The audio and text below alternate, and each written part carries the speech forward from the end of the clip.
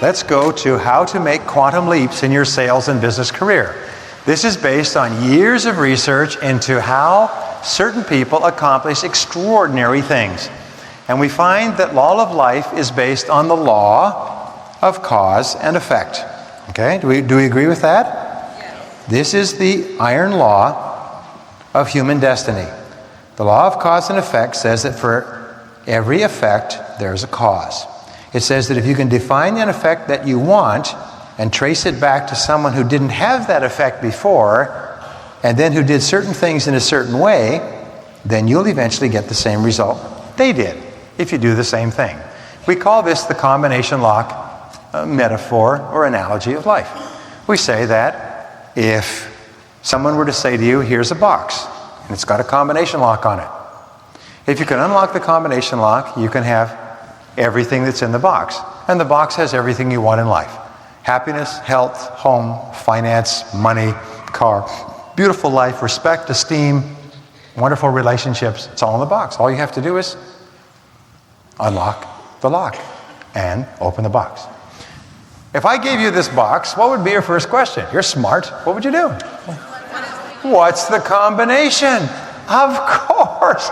Do you know something? The great majority of people just would take the box and say, thank you very much, and walk away. And for the rest of their life, they walk around spinning the dial. Watch television, spin the dial. Read papers, spin the dial. Go to happy hour, spin the dial. Drive around listening to the radio like people with no future, spin the dial. And they don't realize that no, stop and find out. There's a thing called the 20-80 rule.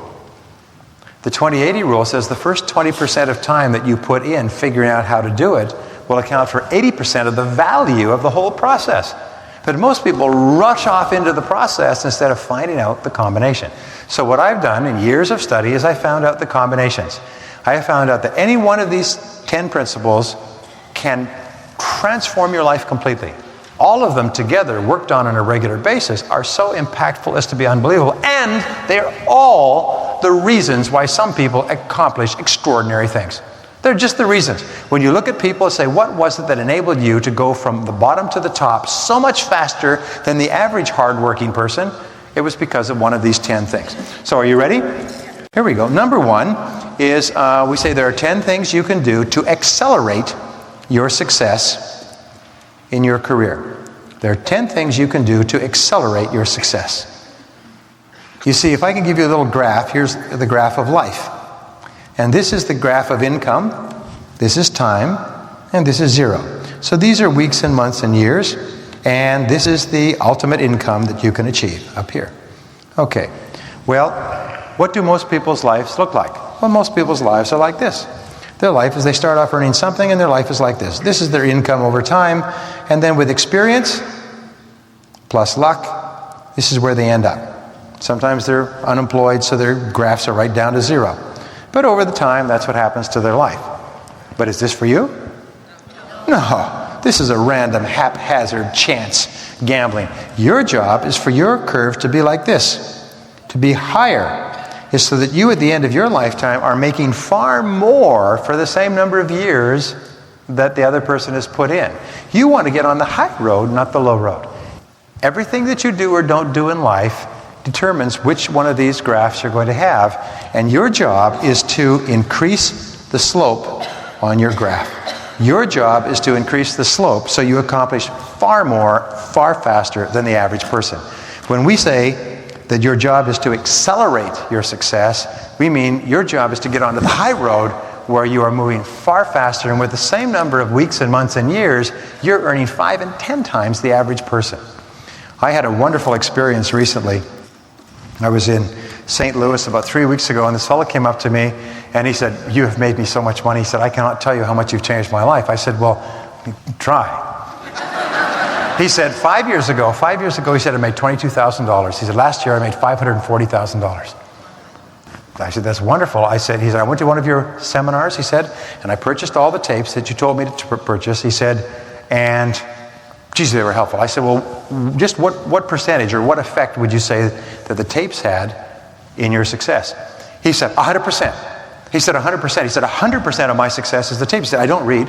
He said, I don't have time to go to courses. He said, it's just the tapes. I would attribute 100% of my income increase to listen to audio tapes. He said, that's how much it is, not even 99%. I said, wow, that's incredible. Could I get you on camera? Okay, so here's number one. Number one, we call this the success factors. Number one is education. Education. In order to achieve something you've never achieved before, you have to learn and practice something you've never learned and practiced before. Education. We live in a knowledge-based society. We live in a knowledge-based society. And the highest paid people are simply those who know more than others. We could talk about this all day, but here's the basic rule. Every additional year of education you have turns out to be worth about $200,000 more in income over the course of your lifetime. So therefore, if you quit high school, you'll make about $600,000. If you go to community college, over the course of your lifetime, 2 years, you'll make about $1 million, according to this research. If you go to a 4-year college, you'll make about $1.4 million. Get a master's degree, about $2 million, a PhD, about $3 million. Regular learning, though, regular continuous learning can give you the equivalent of being in school all the time. So what will happen is that your income will go up and up and up and up and up. So continuous learning, education, is the key to the future. You can stop right there, and that will change your whole future. Of course, you know that because you're here. Number two is skill. Skill is very important. Today we said you've got to be in the top 10%. You've got to be good at what you do. If you're not good at what you do, how can you expect to get great rewards? So skill is your level of ability in your field will determine the quality and quantity of your results. You can never get more on the outside than you've prepared yourself for on the inside. It's amazing how many people are doing mediocre work and want to get superior pay. The market only pays extraordinary rewards for extraordinary work, average rewards for average work, insecurity and unemployment for below average work. Your job is to join the top 10%.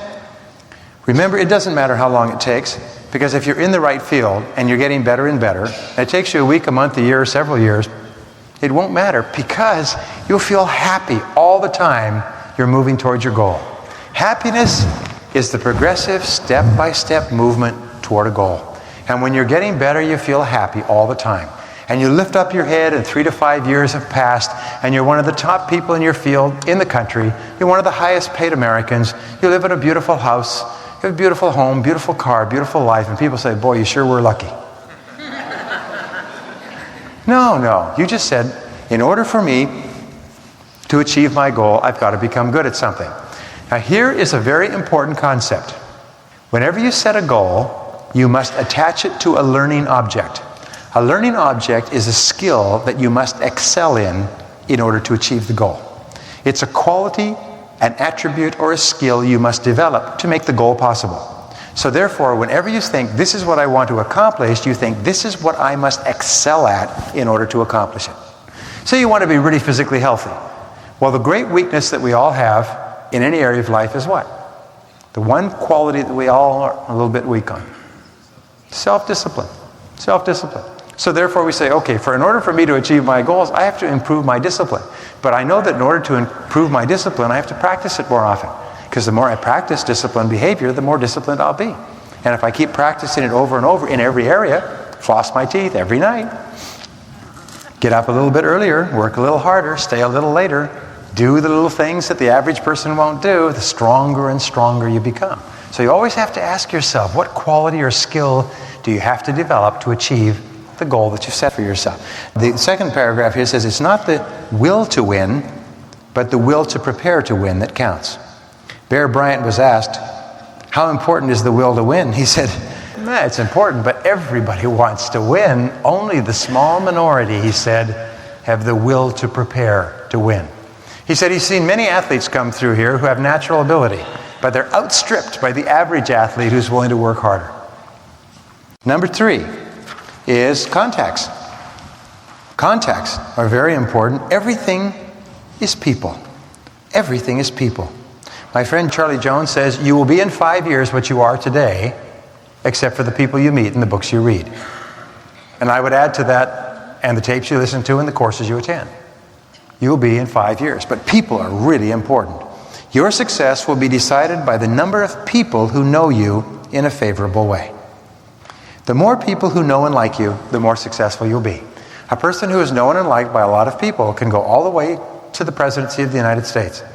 A person who is the most brilliant person in the world but has no friends or contacts will end up working in a garage for a basic wage under somebody who does. So here's the rule. You must network continually to broaden your contacts. You must network continually to broaden your contacts. And that's why I suggest that you meet each other. Introduce yourself to each other. Ask each other what they do. Hello, my name is Brian Tracy. What do you do? I am John Smith. This is what I do. What do you do? So introduce yourself to people. Most of us are shy about introducing ourselves to other people. But let's look at this seminar as a laboratory. And let's imagine that in this laboratory we're all friends. And that you have my permission to introduce yourself to everybody and anybody in this room for the next couple of days. Just make a habit of it. Just kind of pretend, play, joke. And here's a good question to ask. If you're in business, what do you want more than anything else? All of the Oliver answer. More business. So therefore, when you talk to each other, you say, what sort of business are you in? What is your name, madam? My name is Kitten Converse. Kitten Converse. What sort of business are you in? I'm a personal coach. You're a personal coach. Geez, that's great. Tell me, what would I need to know to recommend someone to you as a client? What sort of thing, what do you do, and what would I need to know to be able to tell someone else? That I can help them get what they want. You can help them achieve their goals and plan their lives and so on. That's great. Good to know. Those are the most powerful of all networking questions. Tell me what you do. Tell me what I need to know to recommend clients to you. Do people love it when we recommend customers to them?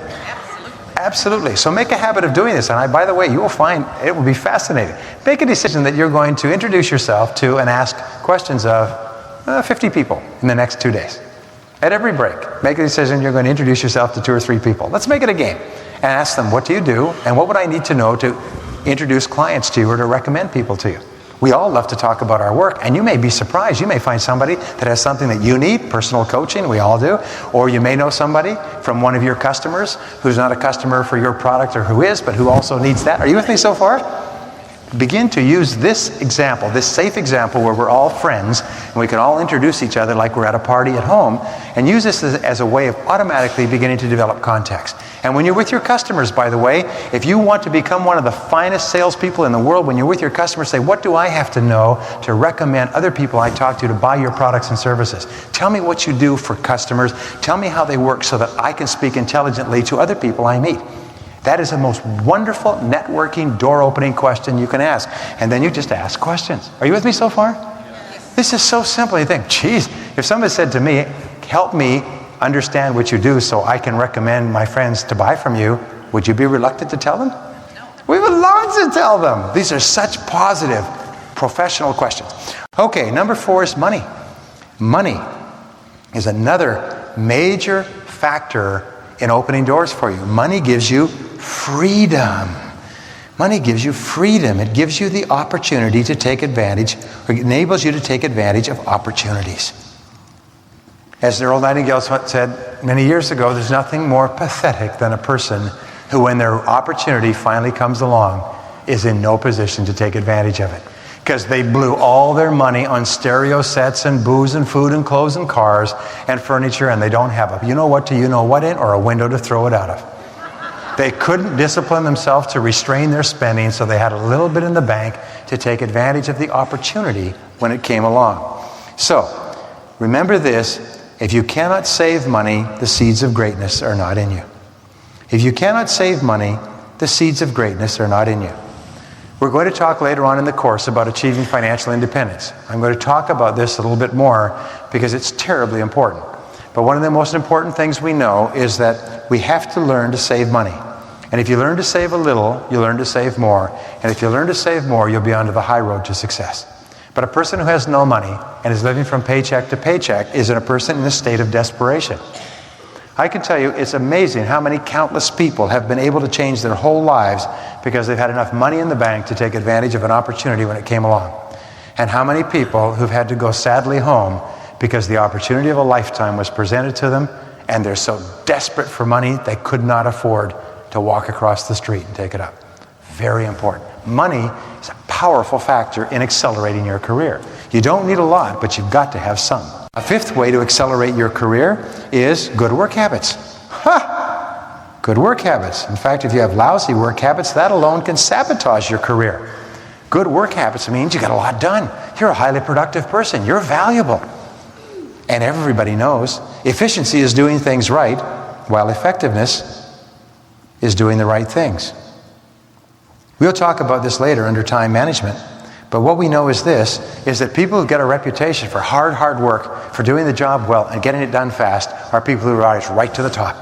Because the people at the top are pulling them up like a rope. They're pulling up the people who are doing well. And people at the top are always watching, and they can see who the hard workers are. There's a rule, by the way, that you must remember in life. I'll write it in red. It is that everybody knows everything. Don't ever think that anything that you're doing is unknown to anyone else. Everybody knows everything. So in work, everybody in your company knows who works the hardest, even if they don't even see you all day long. By osmosis, people know how hard you work and how honest you are, how good you are, how thorough, how detailed. Everybody knows everything. So therefore, get a reputation and make sure that what they know is to your advantage, and what they know is you're the hardest working and most effective person in your company. You start earlier, work harder, stay later, get more done than anybody else on the payroll. Because I can promise you this, that makes you valuable, it makes you invaluable, it makes you important, and then it makes you indispensable. When you become indispensable, the only way they can hold on to you is by paying you more money. Fastest way to get an increase is to get a great reputation and ask this question: what is the most valuable use of my time right now? Always be working on the answer to that question. Every hour of every day. Imagine your boss were sitting right there with a clipboard and an annual performance review, checking off to see if you're working on the most valuable use of your time. Now, we said that you're in the top 10% when you come into this room. You're in the top 3% when you start to see yourself as self-employed. How would you like to get into the top 2%? The top 2% are those who can work every hour of the day as though everyone was watching them, even when no one is watching them. If you can work all day long, just like everybody was watching you, like you were in a fishbowl, even when there's no one there, that's the mark of the superior person. Only 2% of people in our society can work on high-value tasks and work continuously without supervision. All the others have to be supervised, and the cost of supervising them has to be taken out of the pay that they could make. And the more supervision they need, the more people have to be hired to supervise them, and the less they can earn. So the more you become an independent guerrilla fighter in the world of work and get enormous amounts done, and the less supervision you need, the more money they'll give you. Hey, you don't need to pay anybody to supervise you, just give it all to you. Number 6 is positive attitude. Positive attitude. Positive attitude says the ability to remain confident and optimistic. The ability to remain confident and optimistic in the face of daily ups and downs. That's just the ability to be cheerful when the whole world is falling apart around you. The quality of your personality is largely determined by the way you explain things to yourself. This is called your explanatory style, or the way you interpret things to yourself. Or reframe, as they say in neurolinguistic programming. If you interpret things to yourself in a positive way, you'll be positive. If you interpret things to yourself in a negative way, you'll be negative. If you say, oh boy, the parking lot sure is a long way away from the theater, boo-hoo, wah, wah. Well, then you come and you grumble and complain. But if you say, boy, this gives me a chance to walk and stretch and get some fresh air before I get there, then you come in and you'll be positive and happy. Identical experience, totally different way of explaining it to yourself. So explain things to yourself in a positive way. I was on the airline yesterday and I had an example to use this. Very rude person on the plane. Very rude person. I mean, exceptionally rude. The kind of punch him in the face rude. You know what I mean? And I had to draw a deep breath because, you're kind of unaccustomed to people being that rude. So you have to draw a deep breath. And I say to myself, well, this is an opportunity to grow as a person. If I can keep myself calm and quiet and not worry about it and sit here and grind my teeth, then it gives me a chance to grow. So I should be grateful to that person for being such a you-know-what. And so I reframed it. But I forced myself to do it because, I felt like that Arnold Schwarzenegger. Whack! You know, take care of my friend. He's just dead tired. Remember that from that movie? Anyway, I thought of that several times. Anyway, number 7 is image. Image is very important. Image. Image is the way you appear to others. The way you appear to others, I could spend a whole day on this, but I can tell you this, your image has an inordinate impact on how fast you move ahead in life. It's so important. I was brought up in a home that was, middle class, working. My father was a carpenter. My mother was a nurse. I didn't know anything about dress. My first clothes, I saw pictures of my first suit when I graduated from high school. I didn't graduate. I just went for the liquor. But they fitted like tents. They looked awful. My clothes, I just didn't know anything about dress. I just knew nothing about dress. And finally, a friend of mine took me aside and said, Brian, if you want to be successful in sales and you're selling products to people who are in business, you have to give some thought to your dress. I said, what's wrong with my dress? I look like I just fallen off a truck. Well, let me explain to you dress. And he was a good friend of mine, taking years of study himself, and he walked me through the elements of dress. Since then, I read the books and I studied the courses and I listened to the programs and I've studied and looked at all the articles and pictures of people who are successful. And I found, whoa, is this ever important? It's like somebody explained something that I didn't even know. And what we know is this, with regard to dress, is that people make a judgment on you in the first 4 seconds. And they finalize their judgment in 30 seconds. And then after that, they do everything possible to confirm their judgment. In other words, they do everything possible to sort out any information that conflicts with their initial impression and then to only accept information that's consistent with it. This is the way our minds work. 95% of the first impression you make on other people is your dress, is your clothes. Because even on a hot day, your clothes cover 95% of your body. So your clothes, your grooming, your image, your appearance, your hair, everything about you, you have to stand in the mirror before you walk out the door every morning and you have to say, do I look like one of the top people in my profession? If you don't look like one of the top people in your profession, go back in and change and keep coming back until the person that looks back at you looks like one of the top people in your profession. And then what you do is you don't look at the people around you and below you, you look at the best people in your field and look at how they dress. Watch the way they dress. Because I can tell. It's the most amazing thing. In every business audience, I can tell who's doing well. I can tell what their income levels are. You're doing well, you're doing poorly, you're doing medium well, you are working your way up, you have a great future, you are really sucking eggs, sir. You can always tell who the top people are. You can tell them instantly. I say, you're doing well, aren't you? They say, yes, I am, as a matter of fact. How did you know? I know. I can tell it in an instant. Because people who are doing well tend to dress to their level. But here's what we know. The law of reversibility is one of the most important laws in the universe. It says that if you dress like a successful person, you feel and act and walk and talk like a successful person. You treat other people like you're a successful person, and what do you think happens? You become a successful person. They treat you like you're a successful person. They accept your recommendations like they're really important. They buy from you and buy more and recommend you to their friends. Remember, how you look is very, very important. So, take the time to dress. Take a look at your image. I would suggest that every single person in business must go out and get at least one book on how to dress for success. There's a series of books. There's 2 books, one called How to Dress for Success for Men, Dress for Success for Women by John Molloy. M-O-L-L-O-Y, paperback, $5.95, Bantam Books. Get them, read them, then go through your closet with a green garbage bag and throw out everything that is not consistent with the books. From then on, dress meticulously for how the most successful people dress in business, and you will be staggered at the result. You will be amazed at the way people will treat you.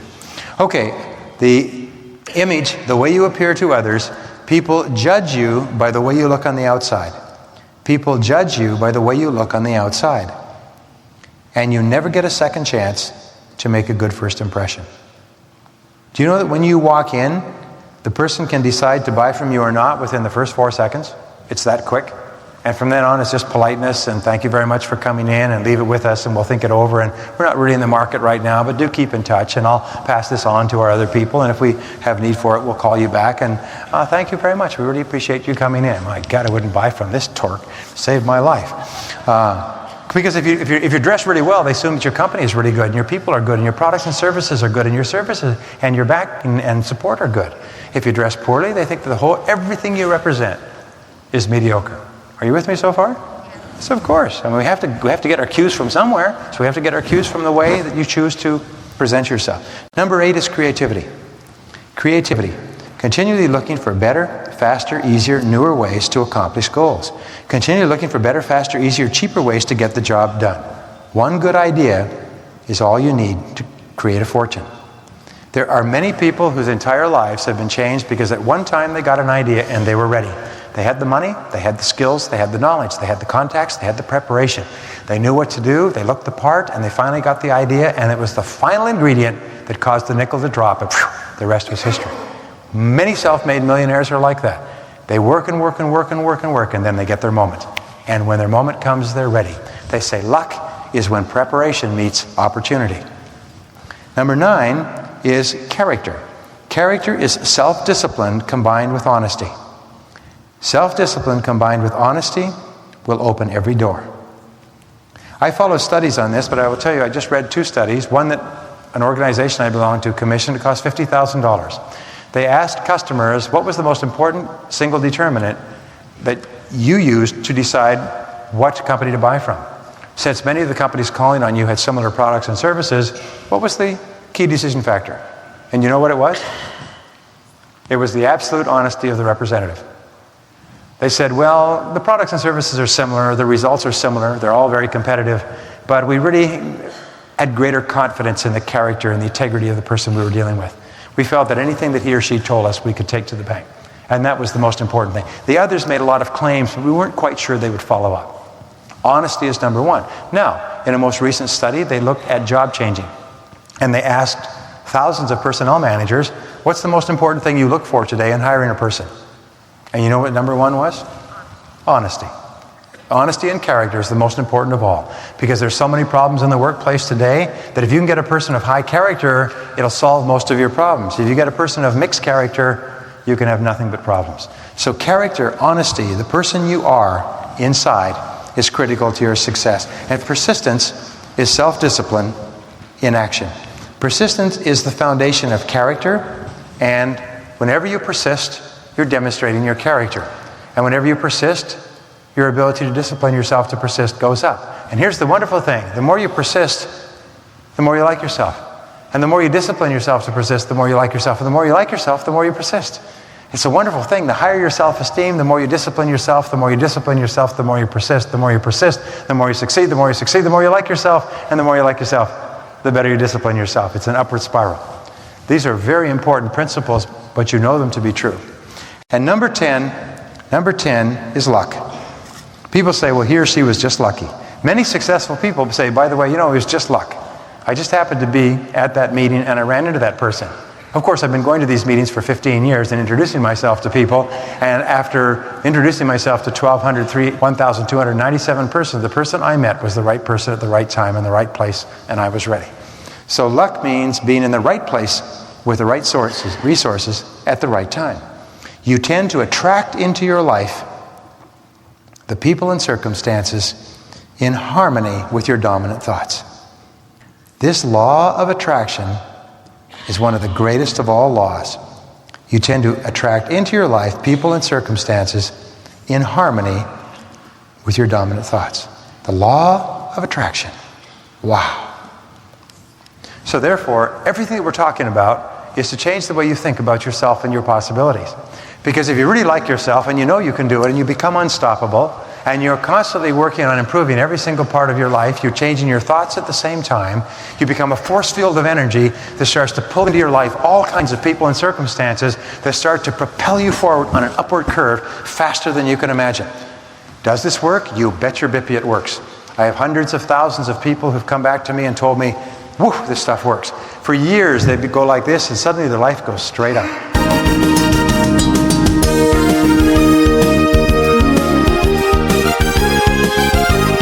This is the end of this disc. The program continues on the next CD.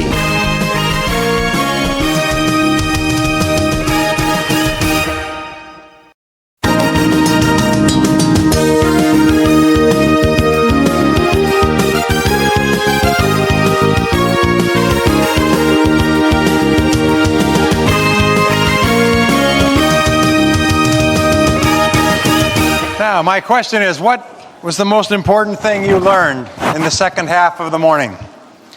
What one action idea did you come up with? Remember, we don't want to say tomorrow, boy, we sure went to a good seminar. We want to say tomorrow, this is what I am going to do specifically as a result of this seminar. So what one thing are you going to do specifically as a result of this seminar? Please write it down in the action commitment for the last session. And if you can't think of anything, we have counselors standing by. The American Management Association completed a study recently which corroborates every study that's ever been done on the subject for 50 years, looking into the single quality or characteristic that seems to characterize the most successful and most rapidly promoted and highest paid people, and the one quality of leadership that is indispensable, and it's action orientation. They're intensely action oriented. And surprise, surprise, surprise, learned helplessness paralyzes action. Self-esteem unleashes action. Self-esteem and self-responsibility lead spontaneously to doing things. That's why it's so important that you make commitments to action, that you write something down and you make a decision that, by gum, I'm going to do something in this area. And then you do it. Now, what happens if you make a promise to me, or a promise in general, to do something and you don't do it? Who are you lying to? Yourself. That's right. Now, what happens to a person if they lie to themselves? They can't keep their word to themselves. They can't remain true just even to themselves. What happens to their self-esteem? Goes down. What happens when a person makes a promise to themselves that, by gum, tomorrow morning I'm going to get up at 6 o'clock and I'm going to do this and I'm going to do that, and then they get up and they do it? How do they think they feel? Great. Feel great about themselves. Here's the interesting thing. When you do something like that, when you fulfill a commitment to yourself, when you complete an important task, it gives you a jolt of energy. It gives you an endorphin rush. It raises your self-esteem. What happens if you take a drug over and over again and you start to really like the drug and you take it over and over again? You develop what? An addiction.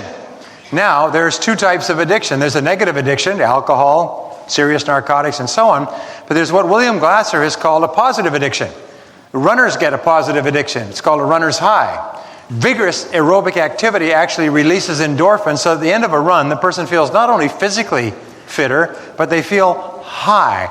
They feel happy. They feel more creative. They feel more personable. They feel more cheerful. It's a most remarkable experience that you have after exercising. Well, if you set a goal for yourself and make a plan and take an action and do what you said you would do, it gives you a rush. And you like this rush. This feels good. And so what will happen is you'll do it again and you get another rush. And you'll do it again and you get another rush. And you start to get addicted, what Glasser called the positive addiction. And this positive addiction is you start to organize your life so that you are getting these little hits on a regular basis. When you work on low-value, irrelevant tasks or go around in circles in your life, what do you get? Nothing. Depressed, tired, fatigued, stressed, and so on. When you work on really important things that are moving you rapidly towards your goals, what do you get? Hits. So what you do, and people say, well, how do you keep yourself motivated? But you say to yourself, well, that's a dumb question. The very way I live my life, I'm motivated. Because I'm doing the things I enjoy doing with the people I enjoy doing them with, and I'm doing important things, and I'm staying with them till they're done. So my whole life is a series of rushes. So I am positively addicted to happiness, health, success, achievement, and good relationships, because every time I engage in them, I get a positive feedback or positive hit, which makes me want to do more of them. Drucker discovered this 50 years ago. The great motivation for people coming to this country from other countries is not just to make money, although that goes along with it. It's achievement, because achievement is such a high. It gives you such a feeling of fulfilling your potential. So everything we talk about is to do it, but the critical thing is the action. If you do the action, you get the reaction. If you do get the reaction, you get the buzz. If you get the buzz, it predisposes you to doing the same thing again until it becomes automatic. And when you make it automatic, where you write your goals and set your priorities and work on your plans and complete your tasks, when you make that automatic, you know what happens? Is, whoo, you get on a roll, and you just roll, baby. You will accomplish more and enjoy it more than you can imagine. You escape from this feeling of learned helplessness. You escape from this feeling of the comfort zone, this tendency toward the comfort zone. You feel unstoppable. Right? All right. Part 4, time empowerment. Part 4, are you ready? Part 4, your highest, most dependable source of cash flow is your earning ability. Your ability to earn money is the same as a huge factory that produces products and services that are then sold, and the profit is generated back to the owners.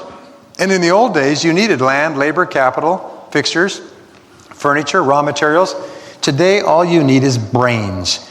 Your ability to earn, your ability to apply your mind to your world can generate tens of thousands of dollars a year into your life. You can enjoy the highest standard of living ever imagined in the history of man on this earth by just applying your brains to your community. Isn't that incredible?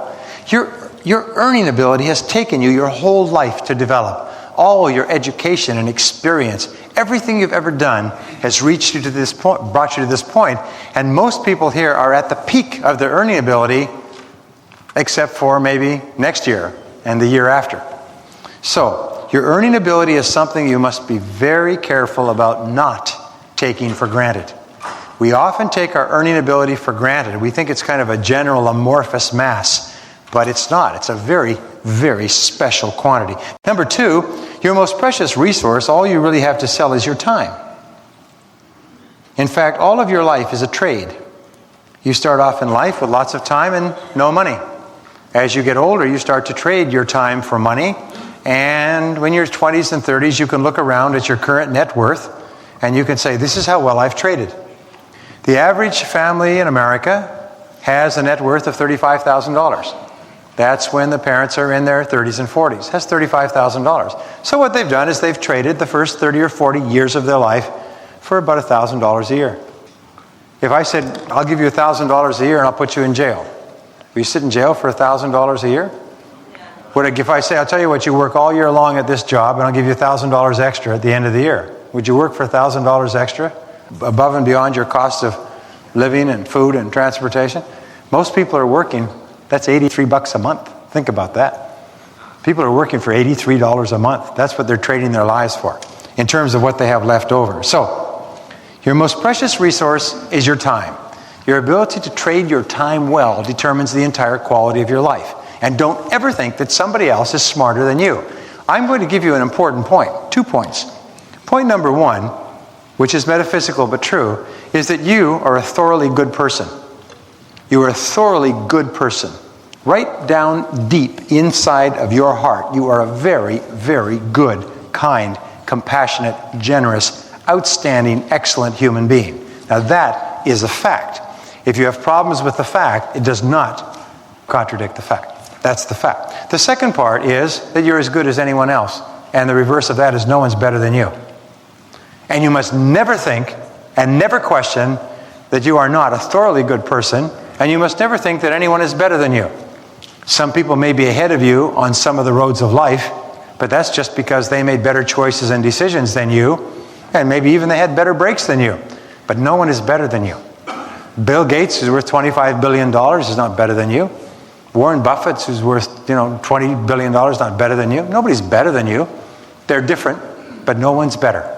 Don't ever think that people are doing better than you because they are better than you. Those are 2 separate categories. Doing better is over here. If a person does neurosurgery, does that mean that person is better than you? Or are they just better at neurosurgery? But they're not better than you. In terms of your quality as a person, because the person does neurosurgery means they're simply better at neurosurgery. But nobody's better than you. Okay, number 3 is the best investment of your time and money. What is the best investment of your time and money? It's to increase your earning ability. It's to increase your earning ability. Sometimes we talk about saving time. Can you save time? No. All you can do is reallocate time. Time can only be spent. It cannot be saved. It can only be spent differently than you're spending it today, but it can't be saved because it passes in an inexorable fashion. As someone once said, time is God's way of making sure everything doesn't happen at once. Here's the important point, though. we talk about time-saving devices and time-saving ideas, and I teach time management all the time. So we say, well, you save a few minutes here and a few minutes there and 2 extra hours per day, all of which is eminently achievable. But what are the great wastes of time? What are the really great wastes of time? Well, I'll tell you what the greatest... Television is a great waste of time on a day-to-day basis. I'll tell you the greatest waste of time. Number one, staying in a job that has no future for you and working at it for years. And there are many people who work at jobs for years when they burned out on the job years ago. There is no future in that job. They'll never be happy. They'll never be successful. They'll never be promoted. And they'll waste a decade or 2 decades in it. Number two is staying in a bad relationship where there's no future. No greater waste of time than staying year after year after year in a relationship that has no future. And many people do that. We've all done it because of a lot of reasons. We're afraid of failure. We're afraid of rejection, afraid of criticism, afraid of being alone, afraid of this and so on. And sooner or later, by the way, with the inevitability of life, we will find ourselves adrift. We will be out of the job or out of the relationship. And then we'll look back and say, oh my God, look at all the years I spent there when I could have walked away a long time ago. I'll tell you what the third great waste of time is. The third great waste of time is to make $25,000 a year for many, many years when you could be making 100 or 150 or 200 because you had not brought your earning ability up to that level. When the person to the left of you and the person to the right of you had done it, when the bookstores and the tape stores are full of instructions on how to do it and you didn't, that's really dumb. I mean, that's super stupid. I mean, that's beyond anybody in this room.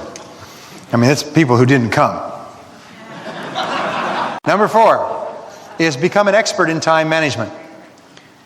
Remember we talked about relationships? Time is the same thing. Imagine, I used to think that here was me, and here was time, and time management was sort of like a planet that went around me as the sun.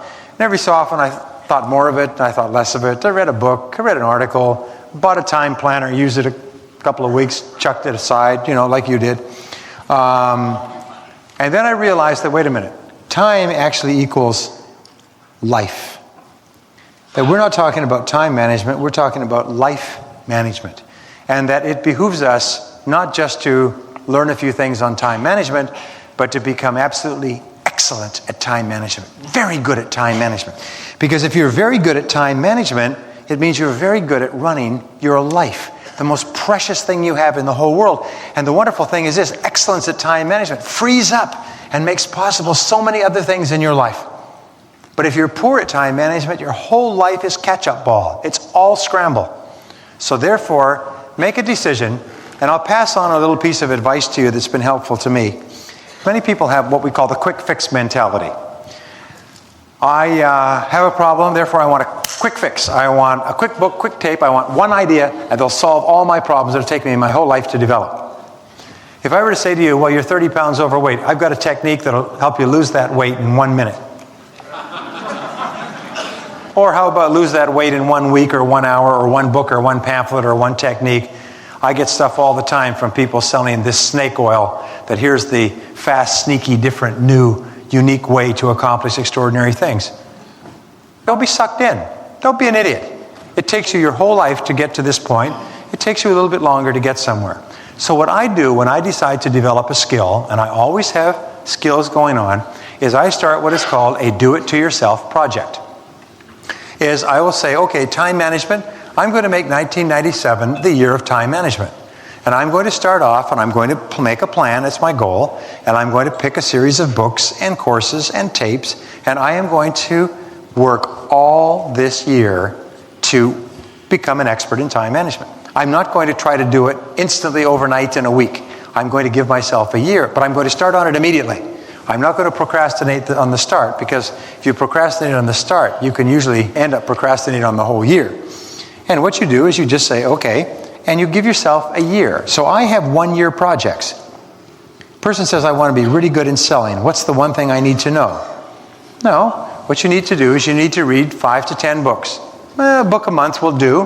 A book a week is better. You need to listen to the best audio programs. You need to take notes. You need to imagine that soon you will be writing your own book and teaching your own course. And you need to take everything that you think is worthwhile, and you need to go out every day and practice it over and over again, 5, 10, 50, 100,000 times.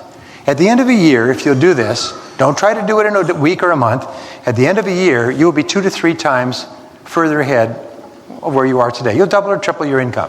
And there's absolutely no doubt about that. I've given this advice to countless people. If you give yourself a year, don't try to change your whole world. Be patient. Patience, Henry Ford once said that the keys to business are patience and foresight, business success, and a man or woman who lacks patience is not cut out for success in business. It takes time. So say, okay, this is the year of time management. In the next 12 months, I'm going to become absolutely excellent at time management. Every day, I'm going to learn something about time management. I'm going to read every little article. I'm going to take a course. I'm going to discipline myself to run my life differently so that I become really good at it. And that will free up more time, more opportunities. I had a young man in Cleveland told me recently, he said, Brian, I bought your tape a year ago on time management. And my life was in a shambles, and I have 2 young kids, and I wasn't spending time at home. He said this last year, he said, I tripled my income. I became the #1 rookie in the state of Pennsylvania, and I doubled the amount of time I spend with my family. He said, it's absolutely wonderful. I did not believe that by practicing these proven methodologies, I could triple my results in one area and double the amount of time I spent with my family simultaneously. And I'm more relaxed, and I'm enjoying it more than I did a year ago when my life was out of control. So, just give yourself a try. Number 5 is the Pareto principle. The 80-20 rule applies to every aspect of selling. It applies to presentations, it applies to proposals, to telephone calls, and it says that 20% of what you do will account for 80% of your results. So therefore, you must always be concentrating on the 20% of your activities that have the potential to account for most of your results. I have worked with billion-dollar corporations, and I remember working with one of the richest men in the world, one of the stars in the Forbes 400. And after 2 or 3 days of work with him and a senior executive group, we looked at everything we talked about, and you know the conclusion that they all came to? That damn 80-20 rule, got the most application to us. This is a multinational, multi-billion-dollar, huge corporation, powerful people, and their conclusion was the 80-20 rule was that something that they'd gotten away from too often. They had to get back to that 80-20 rule. And it is so powerful. People say, I've heard it 1,000 times before. Yes. Whenever a person says, I've heard that before, my question is, yes, but do you do it every day? Well, no, I don't do it, but I've heard about it before. So therefore, always be asking, is what I'm doing right now in the top 20% of the things I could be doing? Number 6 is the job description of a salesperson, the purpose of a company. And since you're running your own companies, what is the purpose of a company? Increase and maintain customer base. It's pretty darn accurate. The purpose of a business is to create and keep a customer. And since your sales business is your own business, your job is to create and keep customers as well. Your success and profits are the result of creating and keeping customers in a cost-effective way. So number 7 then, we say spend 80% of your time creating customers and spend only 20% of your time keeping customers. And don't mix them up. Mixing them up will kill you and kill your career as fast as anything else. I've spoken to many sales managers who tell me that this is what kills sales careers, is people start off doing really well creating customers because they don't have any customers, and once they have a few customers, their hope begin to shift. They spend more and more time going back and visiting their old customers and less time developing new customers. So you always have to be asking, where is my next sale coming from? Where is my next sale coming from? And if what you're doing right now is not the answer to that question, stop doing it and start doing something that is the answer. Number 8 is the work of a salesperson consists of 3 activities. And they are prospect, present, and follow up. Prospect, present, and follow up. We call this the sales funnel. You can write it in the margin there. The sales funnel says that there are 3 parts of the process. You have to keep your funnel full with prospects, and then there's a ratio. And the ratio, let us say the ratio is 20 to 5. You have to call 20 suspects to get 5 prospects. You have to see 5 prospects to get 2 follow-ups. You have to follow up 2 people to get 1 sale. And out of the bottom of your sales hopper, if you keep it full, comes sales. Prospect, present, and follow up. It's sort of like ballet. Prospect, present, and follow up. What do you do for a living? I prospect, present, and follow up. By the way, this has never changed. It's been true throughout all of history. And selling is the oldest profession.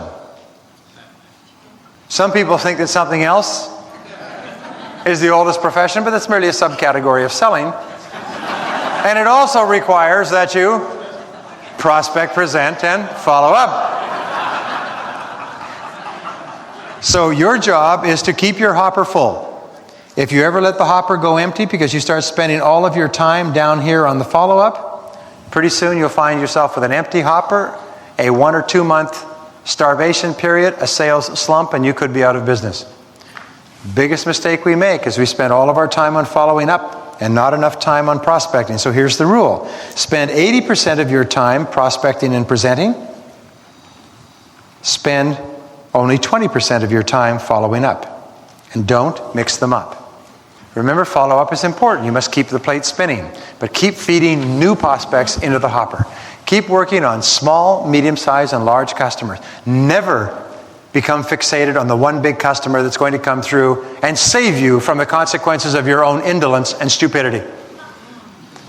What do we know about the one big customer that we hang all our hopes on? Never happens. They never come through. It's a perverse law of selling that if you hang all of your hopes on the big customer, they never come through. Number 10 is the average salesperson in our society works only 20% of the time. According to Columbia University, they work about 1.5 hours per day.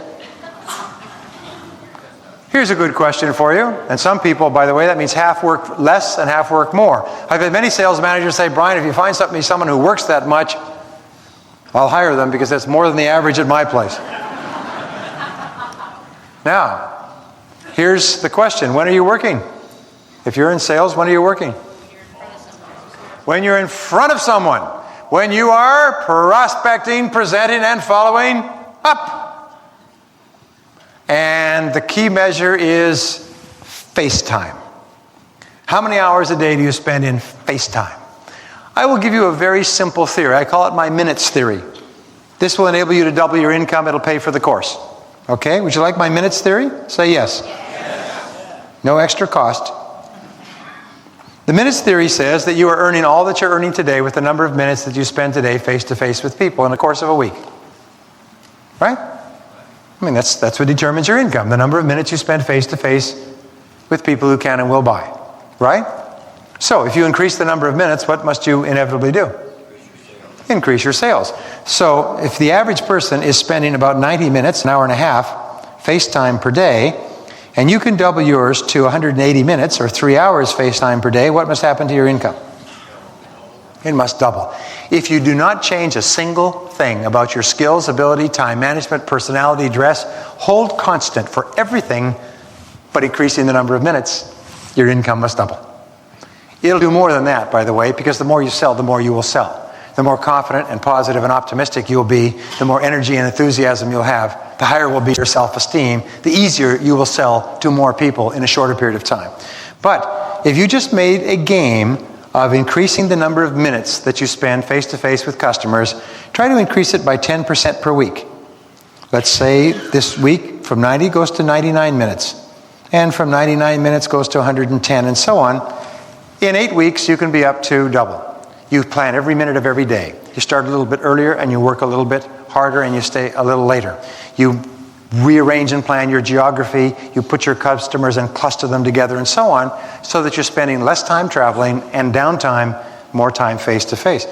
A friend of mine named Frank Pasetta wrote a best-selling book called Don't Fire Them, Fire Them Up, about how he took the lowest grossing office of Xerox and made it the #1 in the world. And he had a very simple thing. He said, during the day, every single salesperson will be out with customers. No one will be allowed in the office during the day. If you have paperwork to do, you will do it before 8 in the morning and after 6 at night. During work time, I don't want anybody in this office. If you're in the office more than 3 times, I'll fire you. They said, well, that's not very nice. He had 32 salespeople working for him. 10 left. We don't have to take this. They walked out. The other 22 made it the best grossing office in Xerox in the world. And their sales all doubled and tripled. It's the most remarkable thing. If you spend more time face-to-face with people, you end up selling more stuff. Golly, that's really deep. We need a retreat on that one. We need to get some tom-toms and some fires and go and gaze at our navels. Is this simple? The great truths are simple. Spend more time face-to-face with prospects and you'll sell more. Number 11 is you require clear income and sales goals. You require clear income and sales goals in order to be a top performer, in order to use your time well. Broken down by year, month, day, and hour. So let's say we take our annual income goal. Let's say your annual income goal is $50,000. Well, for some people that would be an increase, for some that's a decrease, but let's use it as an example. And let's say your average sales, you get 5% on sales overall. Everybody, by the way, is on commission. Whether or not it's clearly defined, every single company pays people based on a specific percentage of sales volume. Whether it's bonuses and salaries and draws and everything else, it's still commission. So let's say that in order to make $50,000, you have to sell $1 million per year. Well, now you have your figures. Okay, but let's make it real simple. Let's take $50,000. Let's divide it by the number of work days in a year, 250. That works out to about $200 a day. Let's divide it by the number of hours, 8, that you say you work. And it works out to 25. So now you have your hourly rate. We know as sure as God made little green apples that if you don't do $25 an hour work, you can't be paid $25 an hour. Nobody's going to pay you $25 an hour if you don't do the work. And we also know that you earn your annual salary an hour at a time. That's honesty. It is dishonesty to think that you can do zero or no value work and somehow end up getting paid $25 an hour for it. That's a con. And you don't want to get into that because it's very bad for your soul. And besides, you're not in politics. So now what do? Is we refuse to do anything that doesn't pay $25 an hour. We make a decision that from this moment forward, I will spend 8 hours every single day doing things that pay $25 an hour or more. Now, can you guess? This is a loaded question, rhetorical, because we've beaten this one to death. What are the 3 things that pay $25 an hour? Presenting and following up. Do we get $25 an hour for driving around, listening to the radio, talking to our friends on the cell phone, drinking coffee, reading the newspaper, shuffling our business cards, making our own photocopies, typing up our own proposal letters, coming late, leaving early, and spending an hour and a half for lunch? Do we get $25 an hour for these things? Then stop doing them. People think that nobody's looking. It doesn't matter if anybody's looking. What is the mark of the superior person? You're superior people. You're not average people. You're here. Superior people act as though everyone is looking, even when no one is looking. That's the mark of the superior person, is how they carry themselves when no one's looking. You see, children need to be supervised all the time. Adults don't need to be. Superior people don't need supervision. They place far higher standards on themselves than anybody else could place on them. They don't need anybody else to tell them what to do or to look at them because their own standards are too high. If their bosses came out with them, the bosses wouldn't be critical. The bosses would be asking them to slow down. You know, you're being just too demanding on yourself. I'm sure that's what your bosses would say. So, number 12, plan the activities necessary to achieve your goal. Plan the activities necessary to achieve your goals. Why? It's because activities are controllable. You cannot control where your next sale is coming from, but you can control the activities that you engage in hour by hour, which will lead ultimately to the sale. Are you with me so far? So if you make enough calls and enough proposals, enough presentations, enough follow-ups, the sales will come out the other end of the pipeline. So control the activities every day, every day, every day. Hold your own feet to the fire. Plan your sales work geographically. Reduce traveling time. Why is it that people say, well, I'm working today, so I've got one client to see over in San Francisco, and then another one out there in Berkeley, and then I've got another one over here in Santa Clara, and then one down over there back in the downtown San Jose. Why is it that people plan their days like that? Fear of rejection. Fear of rejection. You're absolutely right, sir. They unconsciously plan their days so that they will spend as little time with people where rejection is possible. And another thing they do is they don't even call and confirm. They just drive all the way to Berkeley, hope that the person's there, and hope that they're not. Because if they're not there, they say, oh, geez, they're not here, huh? Okay, well, I'll see you again. I'll drive out some other time. Oh, it takes a couple of hours from where I live. What the heck? And all the way out and all the way back, I can tell myself that I've been working. Boy, I had a great day today. I was all over Northern California. Yeah, I didn't sell anything either. In other words, reduce traveling time. I know you do this anyway, but here's the rule. Your territory is your store. It is your business. It's your market area. Divide your territory into quadrants. Take a map and lay it out and work in one quadrant, either each day or each half of each day. Refuse to jump in and out of your quadrant in half days. I worked with a woman once who started off, she had 2 children, she was divorced. She had to just about break the company's back to get them to hire her. They finally hired her, and she, because of her time constraints, she had to drop off her kids, pick up her kids. She had all kinds of things going on. She had to meticulously manage her time. She told me about this because she was a very successful businesswoman and one of the most respected politicians at that time. She was still practicing her work while she was in politics because it wasn't full-time. She was a city councilor, but very highly respected, very interesting woman. She said she became the top salesperson in the entire company because of her territory management. She said she would never allow anybody to get her to move out of her territory. So she would cluster all of her calls within a small time period or small geographical area so that she would be moving all the time back and forth from one to the other, maximum face time. She said that made her the top in the country. Just her discipline in organizing her territory. Think about doing that yourself. If it works for others, if it works for thousands of others, what are the chances that it might work for you? Right. Okay, number 14, upgrade your skills continually. Upgrade your skills continually. Get better at your key tasks. Get better at your key tasks. That's very important. Imagine your job is to put your life on an upward trend so that you are closing far more sales when you finally meet with prospects. You're getting far better appointments with far better prospects. Get better. Get good. Get better. Be the best. Get good. Get better. Be the best. Continuous personal and professional development is your key to the future. It's your key to the future. And here are the 3 keys, and I'll hammer them over and over again. Number 1 is read 1 hour per day. 1 hour per day will translate into roughly 1 book per week. 1 book per week will translate into roughly 50 books per year. 50 books per year will translate into 500 books in 10 years. At the very least, you'll need a bigger house just to hold your books. If you read 500 books in the next 10 years, in a business where the average person reads less than 1, you'll be one of the smartest and highest paid sales professionals in this country. And it doesn't matter whether you graduated from university or high school, nothing matters if you read in the morning, 30 to 60 minutes, and you apply it during the day and review it in the evening for a few minutes. And every day, read a little bit, apply a little bit, review. Read, apply, review. Read, apply, review.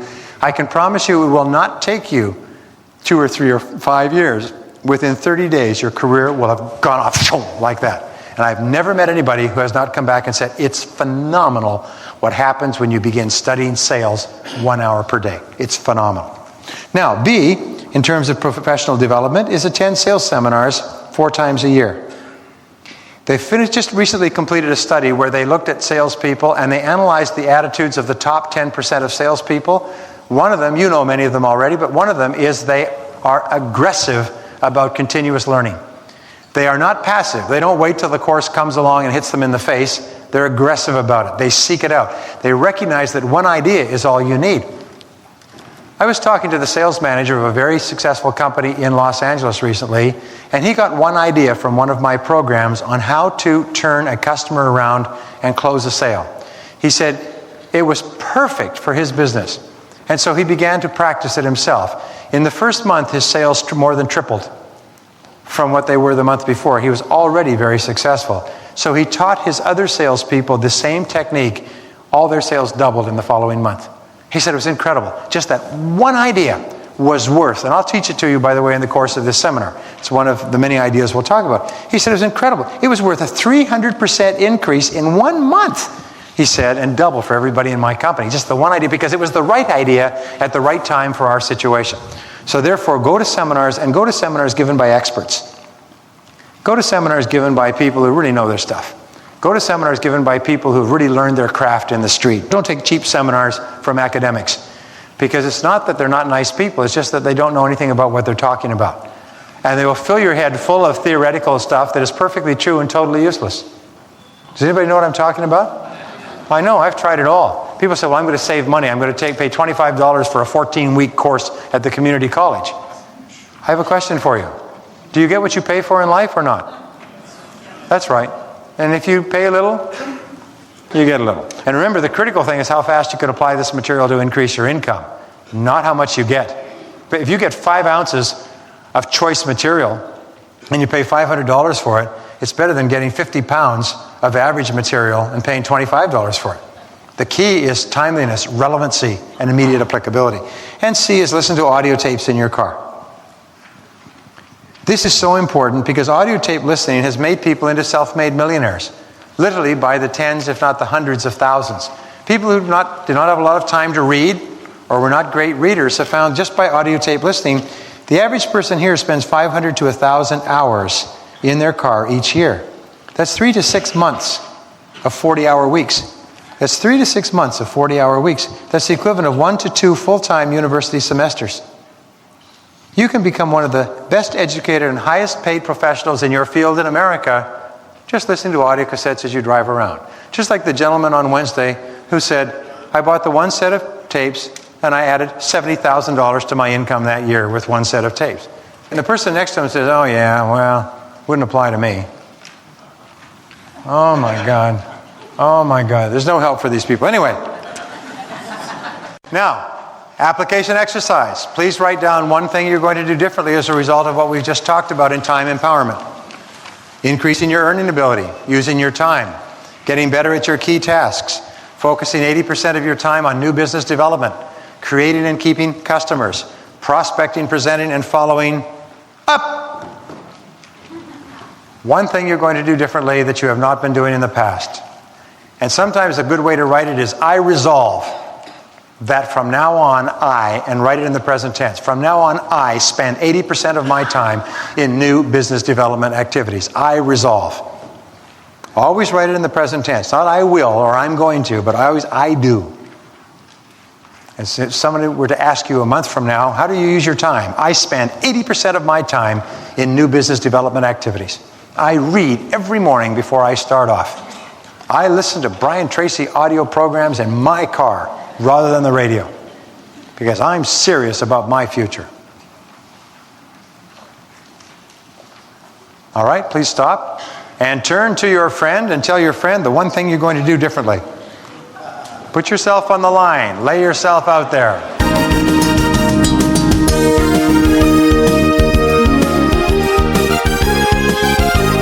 This is the end of this disc. The program continues on the next CD.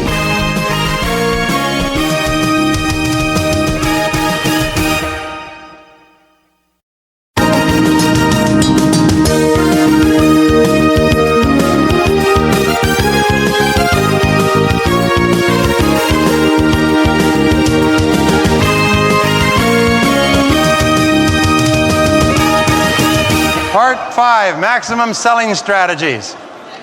As you know, I work as a marketing consultant and a strategic planner for large and small companies nationally and internationally. I get paid an enormous amount of money to share these ideas and to help executives and salespeople think through these ideas and how they might apply to their work. Sometimes very small changes in your perception of what you do and who you do it with can lead to dramatic increases in your effectiveness. So let's start off with Part 5, your ability to sell yourself and your ideas to others will determine how high you rise and how much money you make. Now, if you're not concerned about money, well, give it to your favorite charity, but at least earn it in the first place. As Abraham Lincoln said, the very best way to help the poor is not to become one of them. And the point is this, is that we are all in the business of selling, as I pointed out. We're all in the business of persuading, communicating, influencing. And I used to think, because I was told as a young man, dangerous belief, if you're a big talker, gift of the gab, you can be successful in selling. Well, as it is, there are an enormous number of people who are great talkers who are not successful in selling, because it's all just blah, blah, blah, blah, blah. Then we find, surprise, surprise, psychographically, 75% of the highest paid salespeople are officially classified as introverts. They are not aggressive, outgoing, outspoken, fast-talking people. They're low-key, they're friendly, they ask good questions, they focus in on the customer's situation and then show the customer how his or her life could be improved in a cost-effective way, and they outsell the fast talkers 3-1. So don't ever think that because you are not a fast talker or a loud talker or an extroverted person, that for any reason you're held back in being successful in persuasion and communication and negotiating. Very, very interesting. I could tell you all kinds of research on it, but just accept that it's true, is that you can become absolutely excellent at selling yourself and your ideas without changing your personality at all. Now, I said I would give you parts of my philosophy as we went through the days, and here's another part. I gave you my part a little bit earlier, is that no one is better than you, and that you are thoroughly good. And the acceptance of that is very, very important. The second thing that I will tell you is that you do not have to be different from who you are. You just have to be all of who you are. You have to be more of who you are. But you don't have to be someone other than who you are. You are unique in all the world. There has never been someone just like you. The odds are 50 billion to 1 genetically that there will ever be two people like yourself. They'll ever look like you, think like you, feel like you. Did anybody see the movie Multiplicity with Michael Keaton? They had a very interesting observation that even if they made a perfect clone, because of the experiences that person would begin to have from that moment, they would begin to become a different person. So even if they cloned you perfectly, within a couple of weeks, that perfect clone would start to be different from you. Even twins that start off literally coming from the identical cell, same chromosomes, genes, and everything else, change and develop their personality. So you don't need to be different from who you are, because what you are is fantastic. It's unique, it's special, it's the most incredible creation in the history of the universe. There can never be two like you, like a snowflake. So therefore, you don't need to be different. You don't need to look at someone else and say, I wish I was like them. You don't need to be like them. You need to be more like you. Because what you are is all that you possibly could need to be to have a wonderful life, and it's all you have. Because you cannot be other than who you are. So never try. Never try to be different from who you are. When I was a young man, I got into relationships with members of the opposite persuasion, where I was enamored. And I tried to change myself. And throughout my youth, I tried to change myself to be more like what I thought other people would find more acceptable. And we've all been in that situation, because if you're a normal person, you want to be liked and to be accepted by others. So often we try to twist ourselves a bit like a pretzel so that we are more likable. But what happens is we twist ourselves to the point where we're no longer ourselves, but simultaneously we've entered that never, never land where we're not the person that the other person wants either. We're neither. We're nothing. And the answer is to get back to being just the very best you that you can be. And choose the line of least resistance, in that you please at least yourself in all things. Be your own person in all things. Well, this brings us to maximum selling strategies. And looking at your product or service, ask, what exactly do you sell? What exactly do you sell? Is there anybody here who sells homes in real estate? Many people think in real estate that they sell homes. Is that true? It's a part truth. It's a partial truth, because that's where the money comes from. But the question is, can anybody else sell the same home you're selling? Can 1,000 people sell the same home you're selling, identical, same price, same term, same location? Of course, it's on the MLS. So therefore, if a person is going to buy the home, they're buying something else. What is it? Of course. Of course. They're buying the uniqueness of the purchasing experience with you accompanying it. Other than that, they get it from someone else. You've all had experiences where you have found a product or service you liked, and then you went to someone that you liked to buy from. You didn't want to get it from the person who may even have convinced you that you should get it. You wanted to get it from someone else. The person who comes with the experience is critical. So, what exactly do you sell? And it's always from the viewpoint of the other person. From the other's viewpoint. What is the other's viewpoint? Number two, is A, people buy benefits, not products. People buy how they anticipate feeling in the future. So the very best salespeople don't talk about the product and what it is. They talk about the product and what it does. in terms of improving the life or work of the other person. Amateur salespeople always talk features. Professionals always talk benefits. Amateurs talk about what it is today. Professionals talk about what it does for the customer tomorrow. B, people buy solutions, not services. The old saying is that people do not buy a Black & Decker quarter-inch drill. They buy a quarter-inch hole. The drill is just the means to getting the hole. And it's important to understand because we become preoccupied, all of us. And by the way, the reason I am so enthusiastic about it, the things I tell you, is I've learned them all the hard way. I've made every mistake countless times. So when I say this is a better way to do it, I've learned. I've got blood under my fingernails. And we get so preoccupied with selling our product, we don't realize that what the customer wants is a solution to his or her problem. And your job in selling is to identify the problem clearly. Accurate diagnosis is half the cure. C is people buy to satisfy needs. So taking the time to determine the solution to the problem for which you have a solution, and the needs that the customer has are the key to selling. And let me talk about this more as we go along. Now, people have two major motivations. You know what they are? That's right. A is desire for gain, and B is fear of loss. We have found throughout history that we are all motivated to improve our condition. That every human act is taken to improve our condition or to avoid our condition deteriorating. Sigmund Freud called this the pleasure principle. We move toward pleasure and we move away from pain. And in psychology, we say we move toward comfort and away from discomfort. And so therefore, the very best is to use both of these in every sale, is incorporate both into every presentation. Show how the person can be better off with your product or service, or simultaneously show how they might be worse off if they don't have your product or service now. If you can show them both, and when I do selling consulting, I say, let's write down all the reasons why a person would benefit, and let's write down all the losses or detriments that a person would experience if they didn't buy this product from you at this time. And think about it, and you may find that there's just one factor that is a critical factor. Maybe they're going to buy it anyway, but the cost will be higher. Maybe they're going to buy it anyway, but the choice will be smaller.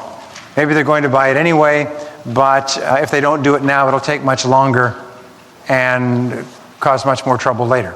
You can sometimes find a critical loss that will cause a person to act now. Number 3 is there are 3 parts of selling, which we've talked about before. Prospecting, 3A, prospecting is the first. You prospect and the quantity determines the quality.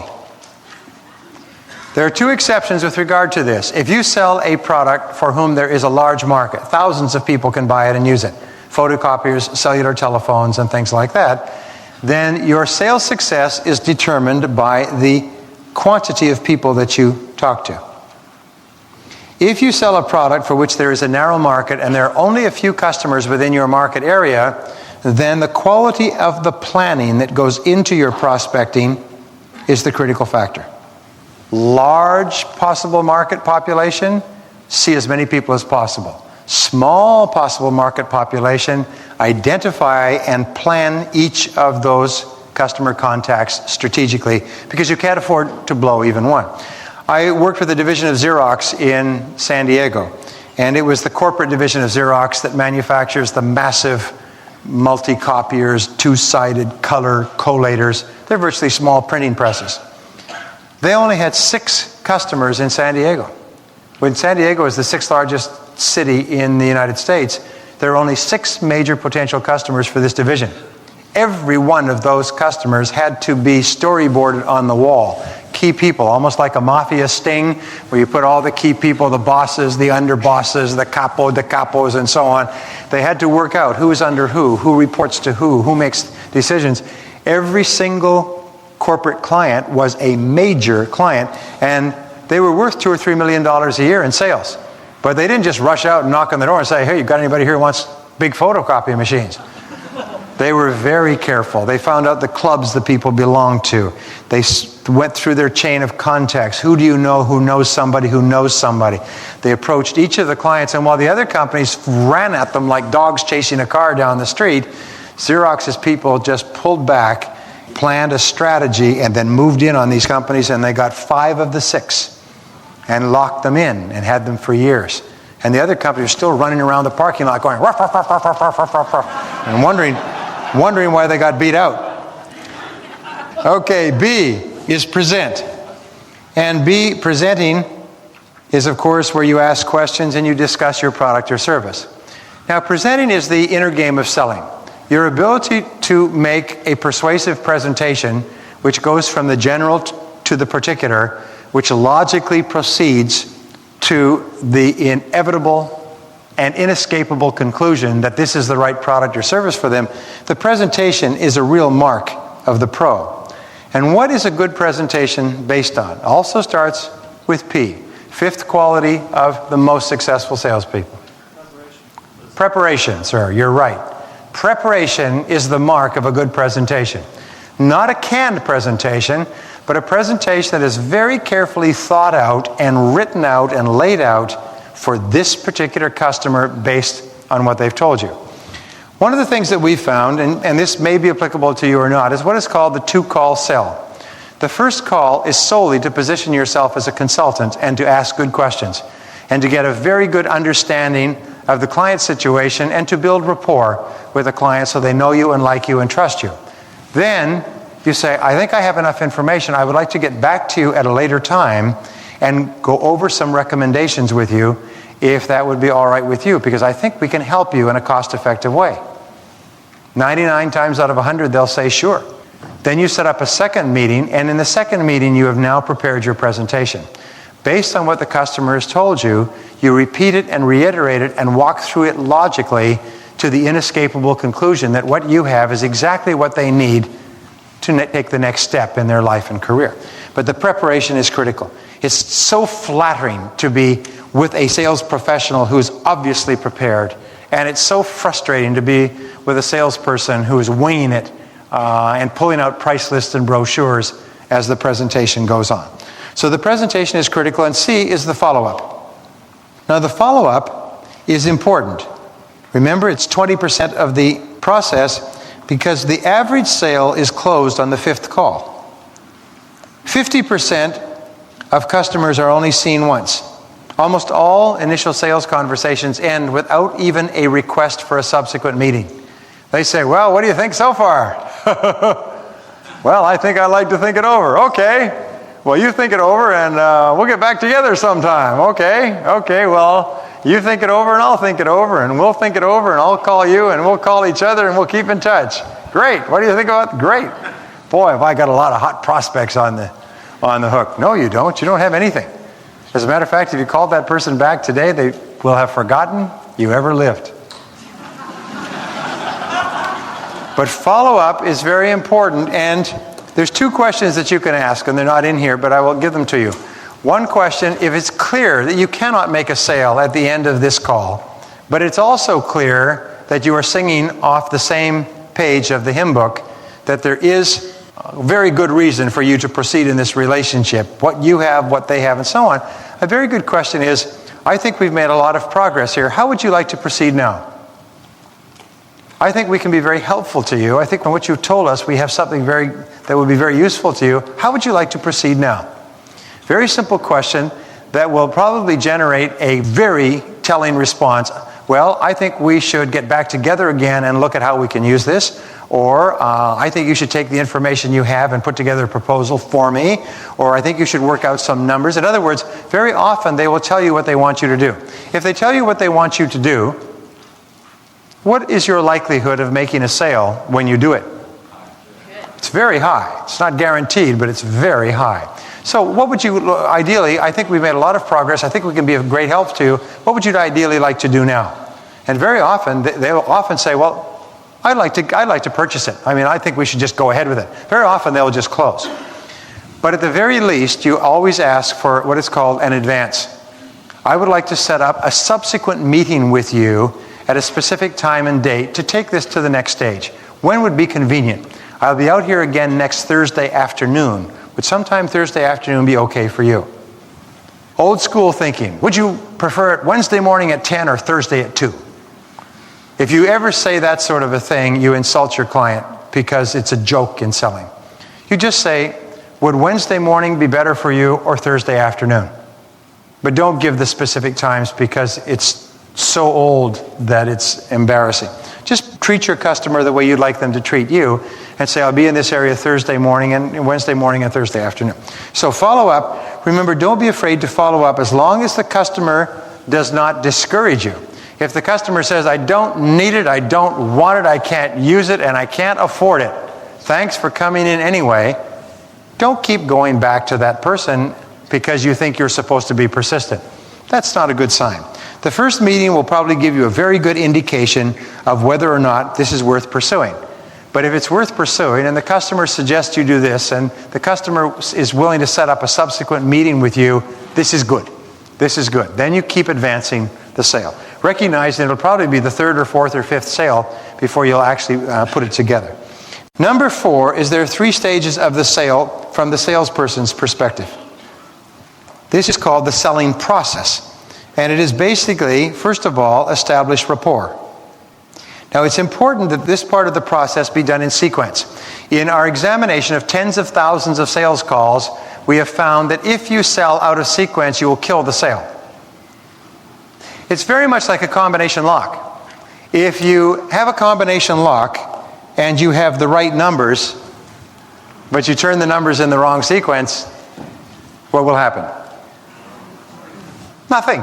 You might as well not even have the right numbers, right? But if you turn to the right numbers in the right sequence, even a child can open the lock. We have found we can take salespeople and dramatically increase their sales simply by getting them to sell in the proper sequence. And the first part of the sequence is establishing rapport. Now, how do you establish rapport? Conversation. By asking questions. You ask questions. Now, there's 2 types of questions you can ask, and this is what the research tells us. The first type of question is what all salespeople ask. It's the personal question. How are you? How long have you lived in San Jose? Are you married? Do you have any children? How long have you worked here? And so on and so forth. The personal question is very interesting because we love to talk about ourselves, but it has a great detriment. It has a great weakness. What is it? It doesn't get to the point. It doesn't get to the point, and it does not present any benefit for me, the customer, to tell you what I already know about myself. I enjoy telling you, but I'm not getting anything out of this. However, questions that are aimed at the situation, the customer's situation, are helpful because they help the customer to think better about where he or she is and where he or she is going. So a question such as, what are you doing in this area now? And how is that working for you? And where do you expect to be in 2 or 3 years? And how will your needs be different at that time? And what steps would you be thinking of taking between now and then so you stay ahead of the curve? These are very helpful questions. When we start talking about goal setting, you will find that the very act of writing out goals in a sequence that we'll discuss is enormously helpful to you. It's enormously enriching, as a matter of fact, to be able to be helped to think through who you are and where you're going. And that's what you want to do with customers, is you want to help them clarify their situation. Once you've established rapport, there's a nice natural time where the sales conversation just shifts neatly into a higher gear, and the customer will often say, well, what you got? Or, well, why don't you tell me a little bit about what you have? Or, in other words, it'll shift naturally into the next phase. You don't have to jump into it. And that is identifying the problem. And identifying the problem is also done with questions. And the whole purpose of the questions is to find what is called the gap. You in selling are in the business of gap analysis. What is gap analysis? You are looking for a gap between where the customer is today and where they could be with your product or service. If there's no gap, there's no sale. If the customer is perfectly complacent and perfectly satisfied, or your product or service offers only a tiny improvement over their existing situation, there's no possibility there. When you speak to a customer for the first time, by the way, the problem is one of 3 kinds. It is clear, it is unclear, or it's non-existent. That's why you position yourself as a consultant. Because when you speak to a person for the first time, you're a nice, intelligent, personable person. When you speak to them for the first time, they may look like a prospect, but they may not be at all. So therefore, you don't approach them as if they're a customer. You just simply ask them questions to determine whether or not there is a problem that they're clear about, or maybe there's a problem that they're unclear about, or maybe they don't have a problem at all. And if you're honest, every so often, when you finish talking to a customer, you will say, based on what you've told me, there's really nothing I can do to help you at this time. You seem to be well positioned. You seem to be in good shape. You have the right products, services, equipment that you need. And I wouldn't lie to you and tell you that you need something more than you have. I think you're very well positioned. In the future, you may need something more or better, and I would like the opportunity to keep in touch with you, over the coming months, and just make sure that you remain as satisfied as you are. You don't have any massive changes in your needs. Telling a customer that you can't help them is a powerful way to get referrals. Because then you can say, and by the way, do you know anyone else, based on what we just talked about, who might be able to use what I sell? And often the customer will say, well, as a matter of fact, I can't, but I know someone else who was where I was 6 months ago and might be a great prospect. And sometimes you will find that your best customers will come from people who never buy at all, because you treat them so well, they want you to treat their friends as well. So don't be afraid to ask. It's called the golden chain. And the third part is to present the solution. And you present the solution by basically, we say, show, tell, and ask questions. This is the presentation part. You show, tell, and ask questions. So if you take this little process here, where should the price enter into the conversation? Where should it become an issue? And the answer is here. Somebody said it at the end. This is where the price comes in. Why is that? This question, by the way, is critical to your success. It's a major reason why salespeople fail. Why? Tanya, you're absolutely right. If they don't want it, if they have not been brought to a critical mass of understanding, so they say, I want that, I like that, that's good, that makes a lot of sense, then the price is irrelevant. However, if you do bring the price in too early, like they'll often say at the beginning, how much is it? You must avoid the price if you can. Now, if your price is written and it's clear and so on, then they're not going to ask how much it is, because the price is written all over everything. But if the price is variable, if you sell a product or service that may have more or less in it, it may cost different things, put off the price. One of the best ways of dealing with price is just to say, I don't know. How much is it? I don't know. What do you mean you don't know? Don't know. I don't know. Well, Mr. Prospect, quite honestly, I'm not even here to sell you anything. I see myself more as a consultant, and until I ask you a couple of questions, I have no idea whether or not this would even be helpful to you. But if I could ask you a couple of questions, I could give you an answer that's accurate to within $1 or $2. For example, I would need to know. And you start into a questioning sequence.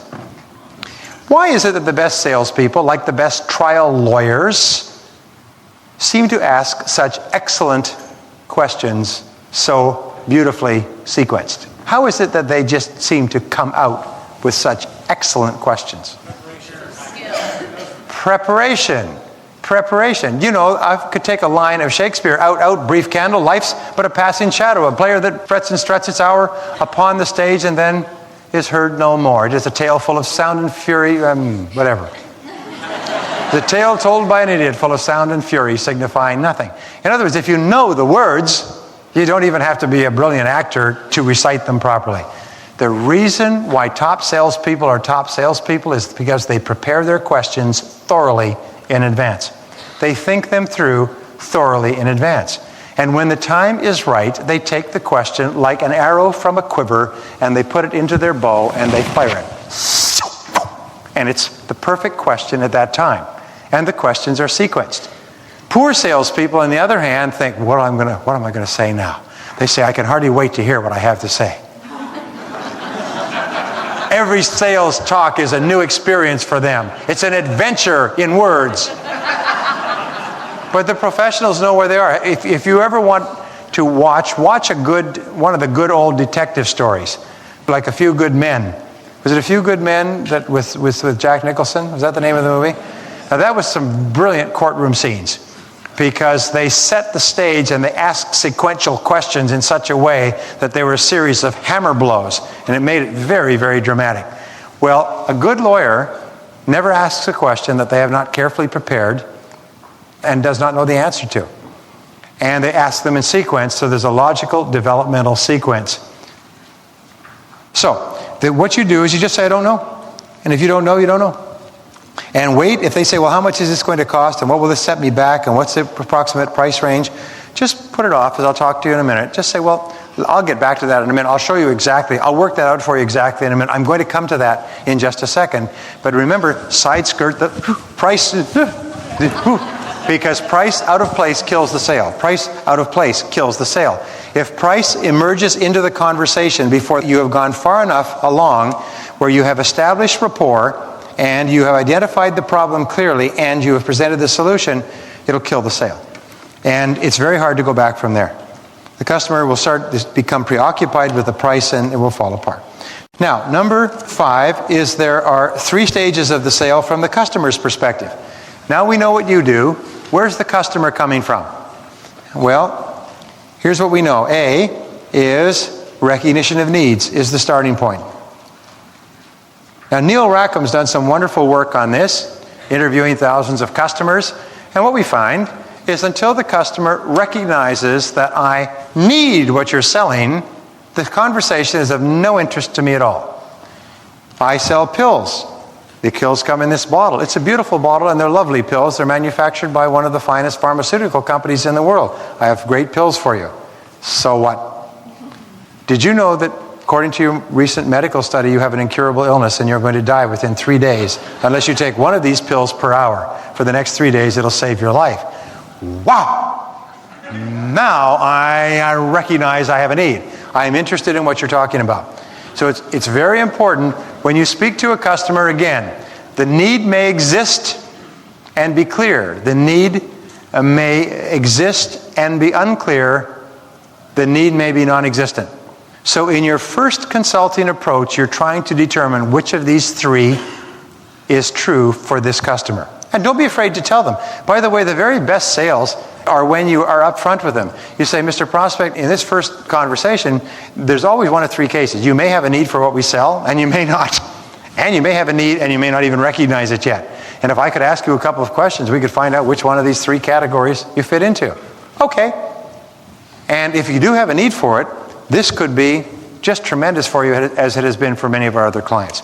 So, recognition of needs is what starts the game. Until the customer has an awareness that I need what you're selling, which means that you have uncovered a problem or a gap that he or she has for which your product is the solution, you're not selling. B is the evolution or the evaluation of options. And what we have found is that you may convince the customer that they need your product or service, and then they may say, well, thank you very much. I really appreciate it. This has been a very valuable conversation. Leave me the information and I'll get back to you. And what you did is you just set up the volleyball for someone else to spike it. Why do customers evaluate a range of options once they've decided they need a product or service? So they can buy it from who they like. They can buy it from who they like, but also to reduce risk. You see, the greater the number of products that we look at, the more likely it is we'll make a better decision. You all know you're not supposed to buy the first one you see or the first time you go out. And good shoppers are very careful about looking at a variety of options. You may end up buying the first one you spoke to, but not until you have seen what else is available. So we evaluate options by developing one buying criteria. Now, buying criteria are the basis on which you're going to make the decision. If you're looking for homes, one of your buying criteria could be it has a separate bedroom for every member of the family. That's the minimum. A person says, we have this 2-bedroom home and you have 2 members of your family, so you need 3 bedrooms minimum. We have a 2-bedroom home, it's absolutely beautiful. I'm sorry, I'm not interested. It's not even up for consideration. My minimum buying criterion is it must have 3 bedrooms. So therefore, the best sales are when you make a list of these are the things that are what we call musts. These are the musts and these are the wants. These are the things that it must have. These are the things I want it to have. And then you begin to look at what's in the marketplace based on your musts. And you get all your musts and as many wants as possible. That's how you make a good decision. 2 is order of priority. Once you have determined your buying criteria, you say, of these, which are most important? Which is the most important of all these criteria? Well, you could say you've decided that you want to live in Palo Alto. And so you could say, in terms of a home, the most important of all buying criteria is that I want to live in Palo Alto, near my business, near my family. I don't care if you have the most perfect house and it's located in Walnut Creek. I'm not interested. I want a house that's in Palo Alto within driving distance of my job and my family. Are you with me so far? What are your buying criteria and what is their order of priority? Because not all criteria are of the same importance. And then number 3 is strengths versus vulnerabilities. When you're selling, you have to say, what are the strengths of your product and what are the vulnerabilities relative to other offerings in the marketplace? Here is a way for you to shift the balance in your favor in a competitive selling situation where they can buy from more than one company and you sell different products and services. When you finish your presentation, recognize that most people are going to evaluate other options. They're going to see what else is available. They're going to have someone else phone around and find out if we can get a better deal, a different deal, something else. Here's how you partially lock the deal in on your side. You use these words. You say, Mr. Prospect, I know you're going to look around and you want to get the very best deal and the best terms and the best price and everything else. Good. Don't argue with them or fight with them because it's very professional to encourage them. If they're going to do it anyway, make a virtue of necessity. Okay? More than encourage them if they're going to do it. It's like people are always saying I know people are going to make up their own minds. So when people come to me and say, what should I do? I say, well, you know, you're going to make up your own mind. So you make up your own mind and whatever it is, I'll go along with it. You know they're going to do it anyway. So you make a virtue of necessity, and they think you're a very wise person. So here are the words you use. You say, Mr. Prospect, by all means look around, but whatever decision you make, your most important consideration should be whatever your greatest strength is. Let us say your office is across the street. Mr. Prospect, go ahead and make a decision, and we look around, but whatever decision you finally make, remember your most important consideration should be how close your supplier is to your office. Because that's your area of strength that nobody else has. And that's how you can offset a vulnerability. Mr. Prospect, say yours is more expensive than your competitors. Okay? So you say, Mr. Prospect, your most important consideration should not be price. Because price comes and goes, and a few dollars one way or another doesn't matter. The most important consideration should be how comfortable you feel dealing with the company, or how long they've been in business, or what size of market share they have, or what range of services they offer to support. Wherever you're strong, you always say your most important consideration should be this. Then forever after, when they speak to your competitors, they hold your competitors up to a standard where they can't win. Because you have already staked out the high ground by telling them must be their most important consideration. It's not to say that they will accept what you've said, but it is a very strong thing to do to position yourself well in the comparisons. Number C is resolution of concerns. This is the third part of buying. Once they have decided they needed it, and looked at everything available, and determined how they're going to judge what's available, and selected the one or two, then they have concerns. They're not quite sure yet. And the critical factor in resolving concerns is risk. What if I make a mistake? What's the number one reason people hesitate to buy high tech? Fear of obsolescence. Fear of obsolescence. They're afraid that it will be out of date by the time they get it up and working, and they're right. The flip side of obsolescence is very simple, is that if you buy something that's relatively new, you're going to get your money's worth out of it before it is completely obsoleted anyway. You're going to get 2 to 3 years of running time, and by which time you'll have more than paid it back. So people who hold off buying because they're afraid of obsolescence are not quite accurate. So risk is the critical factor. The critical factor that holds people back from buying is risk. What if I find it cheaper somewhere else? What if it doesn't work? What if you don't service it? What if you don't support it? What if I find something that's better? What if I get criticized for getting it? And so on.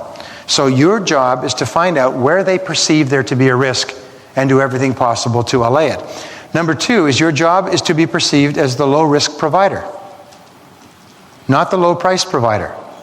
And this is important. If they say, well, yours is more expensive than your competitor that we're looking at, you say, yes, Mr. Prospect, you can always get it cheaper if you're willing to take that kind of a risk. You see, there is a thing in economics, and I've studied economics, as I told you, for years, called psychic value. Do you know what psychic value is? Psychic value is the psychological value of one product as compared to another. And low risk is a psychic value for which people will pay a lot. So don't be afraid. Don't be afraid to point out that yours may be a bit more expensive, but it's a much more secure purchase. When IBM had 80% of the world computer market, they had an ad running continuously in the purchasing managers' magazines and journals, because it was the purchasing managers who made the final decisions for the computers within the companies. And it was, no one ever got fired for specifying IBM. That was a very powerful advertisement, because these people were second-level employees, and they were very concerned about not buying something for the company that caused the wrath of the company to come down on their heads because they made a mistake. They know that if you bought something cheap and it broke down, it would be terrible. So IBM was always more expensive. It was never better, never faster, never newer, never had more innovations than its competitors. But they serviced it and supported it so well that they said, you'll never get fired for specifying IBM. What is a lower level, middle level employee concerned about? Are they concerned about job security? That the money, it's not their money. Whether they spend more or less, not a penny of that is reflected in their income. The critical thing is my security. So they focused on where the pain was. And people never got fired for specifying IBM. Right? Okay. And number 3 part of resolving concerns is ask. Is ask. Mr. Prospect, Bill, Susan, I know that you're hesitating, or you seem to be hesitating making a decision. Could I ask why? Don't be afraid to get down face-to-face with them. They stop returning your phone calls. They won't make a decision. Do everything possible to get face-to-face and ask for an answer. May I ask why? We've talked a lot. Help me out here. I don't understand why you're hesitating. And often the answer is emotional. Well, I'm not sure. We're not sure. Our people aren't sure, and so on. So a very good question that you ask is, what would have to happen for you to feel comfortable enough to go ahead? What would have to happen for you to feel comfortable enough to go ahead?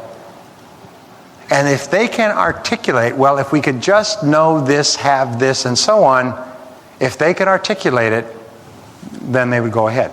I could tell you all kinds of strategies that are fabulous, but the best of all is Xerox. Xerox got into a lot of trouble when their patents all expired, and the Japanese came into the market with, and we have friends here from Japanese companies, Konica and Ricoh and Canon and the others. Well, when the Japanese came in with better copiers, faster, cheaper, worked better, and their patents were expired, they just creamed the market. Xerox almost keeled over like a ship flipping in strong seas. And it took them years to recover, but they finally came back with this one solution. They found that the pretty critical concern of a copier buyer is what? Hassle. The damn thing breaks down and you can't get it fixed. It makes people furious. Isn't that true? That's all you hear about all the time. So what Paul Allaire of Xerox said is, I'll tell you what, we'll put the machine in and we will either repair it or replace it, and we'll continue doing that until you're totally satisfied without limit. And then he turned back to the manufacturer and he said, you better produce a machine that we can make this guarantee with. And within 2 or 3 years, they were winning awards for service excellence from the photocopier industry. Terrible for competitors, but they were really clear. We'll take the hassle out of it. We'll take the risk out of it. We will lower the perception of risk. Okay, number 6, direct relationship between questioning skills and sales success. There's a direct relationship between questioning skills and sales success. The better questions you ask, the more successful you will be in selling. And so therefore we say this, is the person who asks questions has control.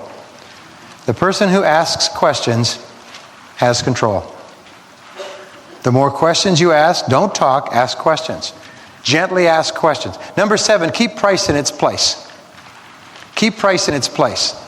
When price comes up, and it comes up almost immediately, keep it in its place. Get it back in its place. First, you have to have need, If there's no need, price is irrelevant. They have to be desire. The person must want it, or it's irrelevant. The person must have the authority to buy, or price is not important, and there must be urgency. The person must be willing to make a buying decision, again, or price is not important. So here's 4 ways that you deal with a price question. How much is it?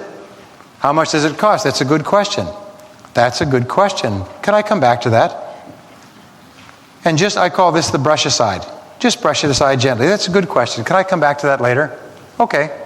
In most cases, I'm going to deal with that thoroughly in just a minute, but I need to ask you a couple of questions first, and then I'll tell you, I'll give you an estimate accurate within a couple of dollars. Okay. Just deal with it. B is when a person says it costs too much, or we can't afford it, or we can get it cheaper somewhere else. You say, why do you say that? Remember, never argue about price. Always look for the reasons behind price objections. Or C, it costs too much. Mr. Prospect, why do you feel that way? Why do you feel that way? Well, I don't know. I say that to everybody. I will tell you this, by the way. I say, well, how do you feel about the playoffs? How do you feel about the weather? How do you feel about the governor? How do you feel about the climate? How do you feel about Chevrolet cars? People will always answer questions about how they feel, because it's easy, because everyone has feelings. So, how do I feel about the playoffs? Well, I don't think about them much. How do you feel about the governor? Well, I feel he's doing a good job. How do you feel about the weather? Well, I feel it's pretty hot. In other words, we can always answer feeling questions. Very easy. Think questions are a little bit harder. What do you think about that? Well, give me some time. Yeah. Because think is far more specific. We risk our egos when we think. Anybody can feel without being right or wrong. But thinking has the possibility of being right or wrong. And D, Mr. Prospect, is price your only concern? It costs too much? Is price your only concern? The answer you want is no. You want them to say, no, it's not my only concern. It's one of several concerns. Mr. Prospect, is price more important than service, delivery, backup, support, reputation, guarantee, warranty, and everything, and terms? No, those are all important. Oh, good. So price is a major concern, but it's not your only concern. If anybody says to you, by the way, that price is my only concern, I don't care anything about anything else, all I want is the cheapest, that's it, bottom line. Well, this is not a good customer for you. Your job is not to get into a mud wrestle with people who only care about price, because people who only care about price get exactly what they deserve. And if all you care about is price, then you're not going to get very much. And your job is, our research shows that your job is not to attempt to be the lowest price provider in your field. It's to be the lowest risk provider, the best deal. By the way, do people want the lowest price? No. Do they want the best deal? Absolutely. In other words, you can always offer people the best price, the best deal, but you don't have to offer them the lowest price. And the best deal is not just the lowest price. It's a combination of everything that's involved. So, 8 is gaining commitment and getting closure. There's all kinds of things with regard to commitment, but people are very scared, very nervous about commitment because there's a possibility of getting a no. And by the way, if you're having problems with the word no, you've picked a very interesting field in which to attempt to earn a living. So number A is, this is one of the most powerful of all closing technique. It's called the invitational close. Mr. Prospect, why don't you give it a try? Why don't you give it a try? Why don't you give us a try? Why don't you take it? Why don't you buy it? If you reach the end of the sales conversation and the person seems to have no further objections, you say, why don't you give it a try then? Mr. Prospect, if you have no further questions, why don't you take it? Why don't you give it a try? It's a very easy close and very professional. B, Mr. Prospect, if this makes sense to you, then the next step is. This is called an assumption close or a directive close. Then the next step is. This enables you to keep the initiative and begin talking about what happens now. So if you say, do you have any questions or concerns? And the prospect says no, you say, well, then the next step is. And you just lead straight into the sale. As if the person says, I'll take it, what happens now? You say, well, the next step is. And you tell them how to buy. By the way, interesting principle. Many customers don't know how to buy your product or service. They haven't bought it before. They don't know how to buy it. And if you don't become aware of that, you can lose the sale. Because the customer will say, let me think about it, because they don't want to admit that they don't know how to buy it. So a very good question, if you even suspect it, is, Mr. Prospect, Mrs. Prospect, have you ever bought one of these before? Have you ever purchased a home before? Have you ever purchased a new photocopier before? Have you ever purchased a cellular telephone before? Have you ever purchased a life insurance policy before? Always ask if they've ever done it before. And sometimes they'll say, well, no, I've never purchased one of these before. Well, you leave it to me, and I'll take care of all the details.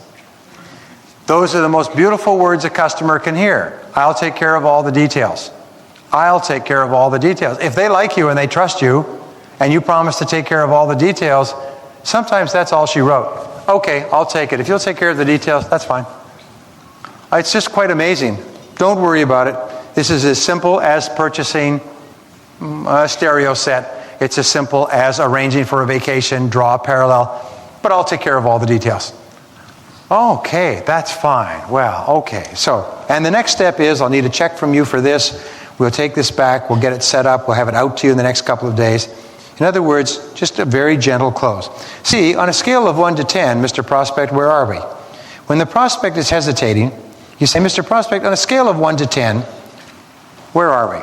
With 1 being you have no interest in it at all, and 10 being you want to take it this very instant. Where would you feel that you are on this scale? Now, the first part of the answer is you want them to be at least above a 5. Of course, if they're at 3 or 2 or 1, not good. But if they're in the mid-range, say 5, I'm at about a 5 or 6. Then here's your follow-up question. Mr. Prospect, that's good, Mr. Prospect. What would have to happen for you to be at a 10? What would have to happen for you to be at a 10? It's a very powerful technique, and often they'll say, well, for me to be at a 10, I would have to know this, have this, see this, be assured of that. Often they will give you what is called the closing condition. And you say, if we could do that or take care of that to your satisfaction, would you be prepared to go ahead right now? Often they'll say, sure. If you could take care of that, sure. If I could speak to someone in my situation who had the same decision to make and went ahead with it and was happy, well, then I'd be okay. If we could satisfy you on that, would you be ready to go ahead right now? Yes, we would. Okay, sit here. Let me call Harry Brown, who is one of our customers in a similar situation to you, and you could talk to him directly on the phone. In other words, you may be able to wrap up a very major sale. I've closed sometimes multi-million-dollar sales with some of these very simple ways of asking. In board meetings where the sale was hanging in the balance and they didn't want to close, and I've been able to close the sale and get the check from the controller right there for $3.6 or $3.7 million. I mean, this stuff works. Boy, did I ever go to the bank in a hurry. And the second is, what would it take to satisfy you on that? What would it take to satisfy you on that? What would have to happen? Number nine, your best sources of referrals are your satisfied customers. Your job, by the way, is to create what is called a golden chain. A golden chain is a chain of referrals where one referral leads to another, leads to another, leads to another. You all know the protocol with referrals, don't you? Well, I'll give it to you quickly. First of all, when you ask for a referral, ask for 2 or 3. Mr. Prospect or Mr. Non-Prospect. Would you know of 2 or 3 other people in a similar situation to yours who might be interested in what we just discussed? If they've bought, that's great. But even if they haven't bought, you ask. If you offer 2 or 3, they will come back and choose 2.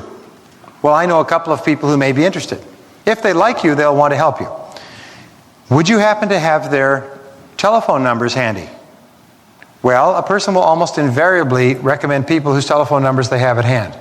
And then you take them and write their name and number down. And then the third thing you do is, Mr. Prospect, which of these 2 do you feel I should call on first? They'll pick one of the 2 and they say, would you phone him and tell him I'm coming? Now that's a 4-step process. That sounds complicated. It can double your income. I worked with a woman, by the way, in Washington, D.C., young woman, 26, 27. She was working with, I'm not sure, an office equipment or office supplies or advertising. But she took this little simple formula that I just gave you. And the next time I was there in Washington doing a seminar, she came and she said, I came to your last seminar and did what you said. She said, I started aggressively asking for referrals and then following them up, tracking them. And she said, I made from one customer who did not buy, I made 72 sales in a single year. She said, I have so much business now from referrals, I cannot handle all the business. And the more of it I get, it's the easiest sale that you can make is a referral from someone that the person knows and respects. You got 90% of the sale when you walk in the door, for reasons which we'll talk about later. But she said, it's absolutely amazing. Now, when you do get a referral from someone and you follow up on it, what do you do after you've spoken to the referee? You call back the person who referred the person to you and thank them. Send them a note, send them flowers, send them a fruit basket, send them a book. Do anything to thank them and literally over-thank them for having given you the referral. And if you know anyone else who may be interested, I would love to talk to them as well. There are some people who've done this so well that they have literally a network of business associates who stream a river of referrals to them. Lists of people. They'll get on the phone and they'll call 10 or 12 of their friends to set up appointments for them, because every time you say thank you to a person, their self-esteem goes up. They get an endorphin hit. They get a nice little feeling, like a jolt, like you are their fixer. You are their dealer. Yeah, and they start to look upon their relationship with you as a very positive experience, because when they deal with you, they get positive responses, and sometimes their friends call back and say, thank you very much for sending me that person. It worked out really well. It's amazing. Here's the rule. A top salesperson is a person who can prospect endlessly but who never has to, because they have a golden chain of referrals. And the way that you do it is make the decision to develop this golden chain. Number 10 is the easiest resale you can make is to a happy customer. And the business of business is to create and keep a customer. To get resales and referrals is the mark of the superior salesperson. Is to, once you've made a sale to that customer, you sell to them over and over again. Once you've got a referral from that customer, you get more and more referrals, and you piggyback off their referrals, and you piggyback off their referrals, and you keep going like a metastasization in all directions, like a fusion reaction. Does this make sense? Quick story. Fellow was working down here in San Jose, got a job in construction. Started first day working as construction labor. They broke for lunch. They sat down. They opened up their lunch box. They'll open the lunch box. He unwraps his sandwich, and he opens up and says, geez, he says, sardine sandwiches. I hate sardine sandwiches. I hate sardine sandwiches. Makes a big thing of it. What did you get? Cheese, ham, cheese, chicken. Anybody want to trade for sardine sandwiches? Geez, I hate sardine sandwiches. Sits there and eats his lunch. Next day, they sit down all in a row, open up their lunch boxes, unwraps his sandwich, and sardine sandwiches again. Geez, sardine sandwiches. He starts complaining, walking up and down. Anybody want to trade for a sardine sandwich? What have you got there? Geez, that's better than mine. Anybody got to go back and forth? Nobody says anything. They all eat their lunch. Third day, sitting there, opens up his lunch again. Sardine sandwich. Starts off again. This time the foreman comes up and says, look, Bill, give it a break, will you? You're really disturbing the guys at lunch with all your complaints about your sardine sandwiches. If you don't like sardine sandwiches, for heaven's sakes, tell your wife to make you something different. Wife, he said, I'm not married, I make my own lunch. The rule is that we all make our own lunch, right? And we are complaining. 80% of everything we do is complaining, and we make our own lunch. We complain about our bills. Who spent the money? We complain about our waistlines. Who ate the food? We complain about our finances. Who blew it all? We complain about our credit card payments. Who's out there spending the damn stuff? I mean, we are making our own lunches and we're complaining. Okay, now, in the action commitment here, we've just talked about some key selling ideas. Open up the action commitment. What one thing are you going to do differently as a result of what we talked about in the last session? Remember, we talked about several things. We talked about defining your product in terms of what it does and how it benefits customers. We talked about determining the major ways that people gain and the major ways they lose by buying or not buying your product. We talked about the 3 parts of selling and the 3 stages of the salesperson's perspective. How do you establish rapport? The easiest way to establish rapport is to smile, shake hands, introduce yourself, and thank them for their time. This sounds so obvious, but people sometimes don't do this. Hello, my name is Brian Tracy with ABC Company. Thank you very much for your time. I appreciate you taking the time to see me. When you say thank you to people, they feel better about themselves. When you recognize that they're busy and you appreciate their time, they're open to spending time with you. Identifying the problem or needs. How do we identify problems or needs? We ask questions. And how do we ask such good questions? Because we have what in advance? We have planned our questions in advance. Exactly. Very important. So maybe one of your action commitments is to write out a series of very good questions and memorize them. When dealing with a customer, remember the customer has to recognize needs before they can proceed. What are the needs that a customer might have that they need to be reminded of or made aware of? They need to evaluate different options. How can you position yourself so you are the chosen option? How can you resolve their concerns? Keeping price in its place. Remember, never overreact to price. Always simply ask, why do you say that? Why do you feel that way? Is price your only concern? Gaining commitment, getting closure. Learning how to ask for the order. Why don't you give it a try? Well then, the next step is, how far apart are we? On a scale of 1 to 10, where are we? And finally, asking for referrals from every single person we speak to, whether they buy or not. Now, if we can't get an action commitment out of those, we're going to have a serious talk. Having written down your action commitment, then pair off and explain to the person next to you, what one action commitment do you think would be the most helpful to you immediately in increasing your sales?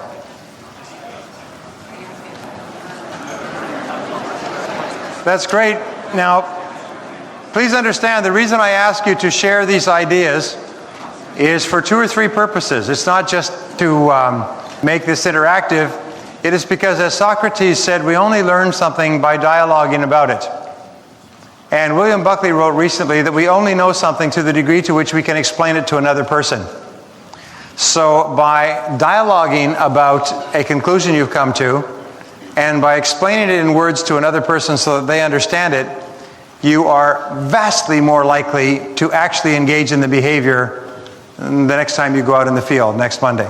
So it serves a very, very important purpose of clarifying in your own mind what's important and then reinforcing it into your own subconscious mind, so you're much more likely to use it. Discussing, explaining, dialoguing about these ideas dramatically increases the likelihood that you will use them and they'll become a permanent part of your sales repertoire.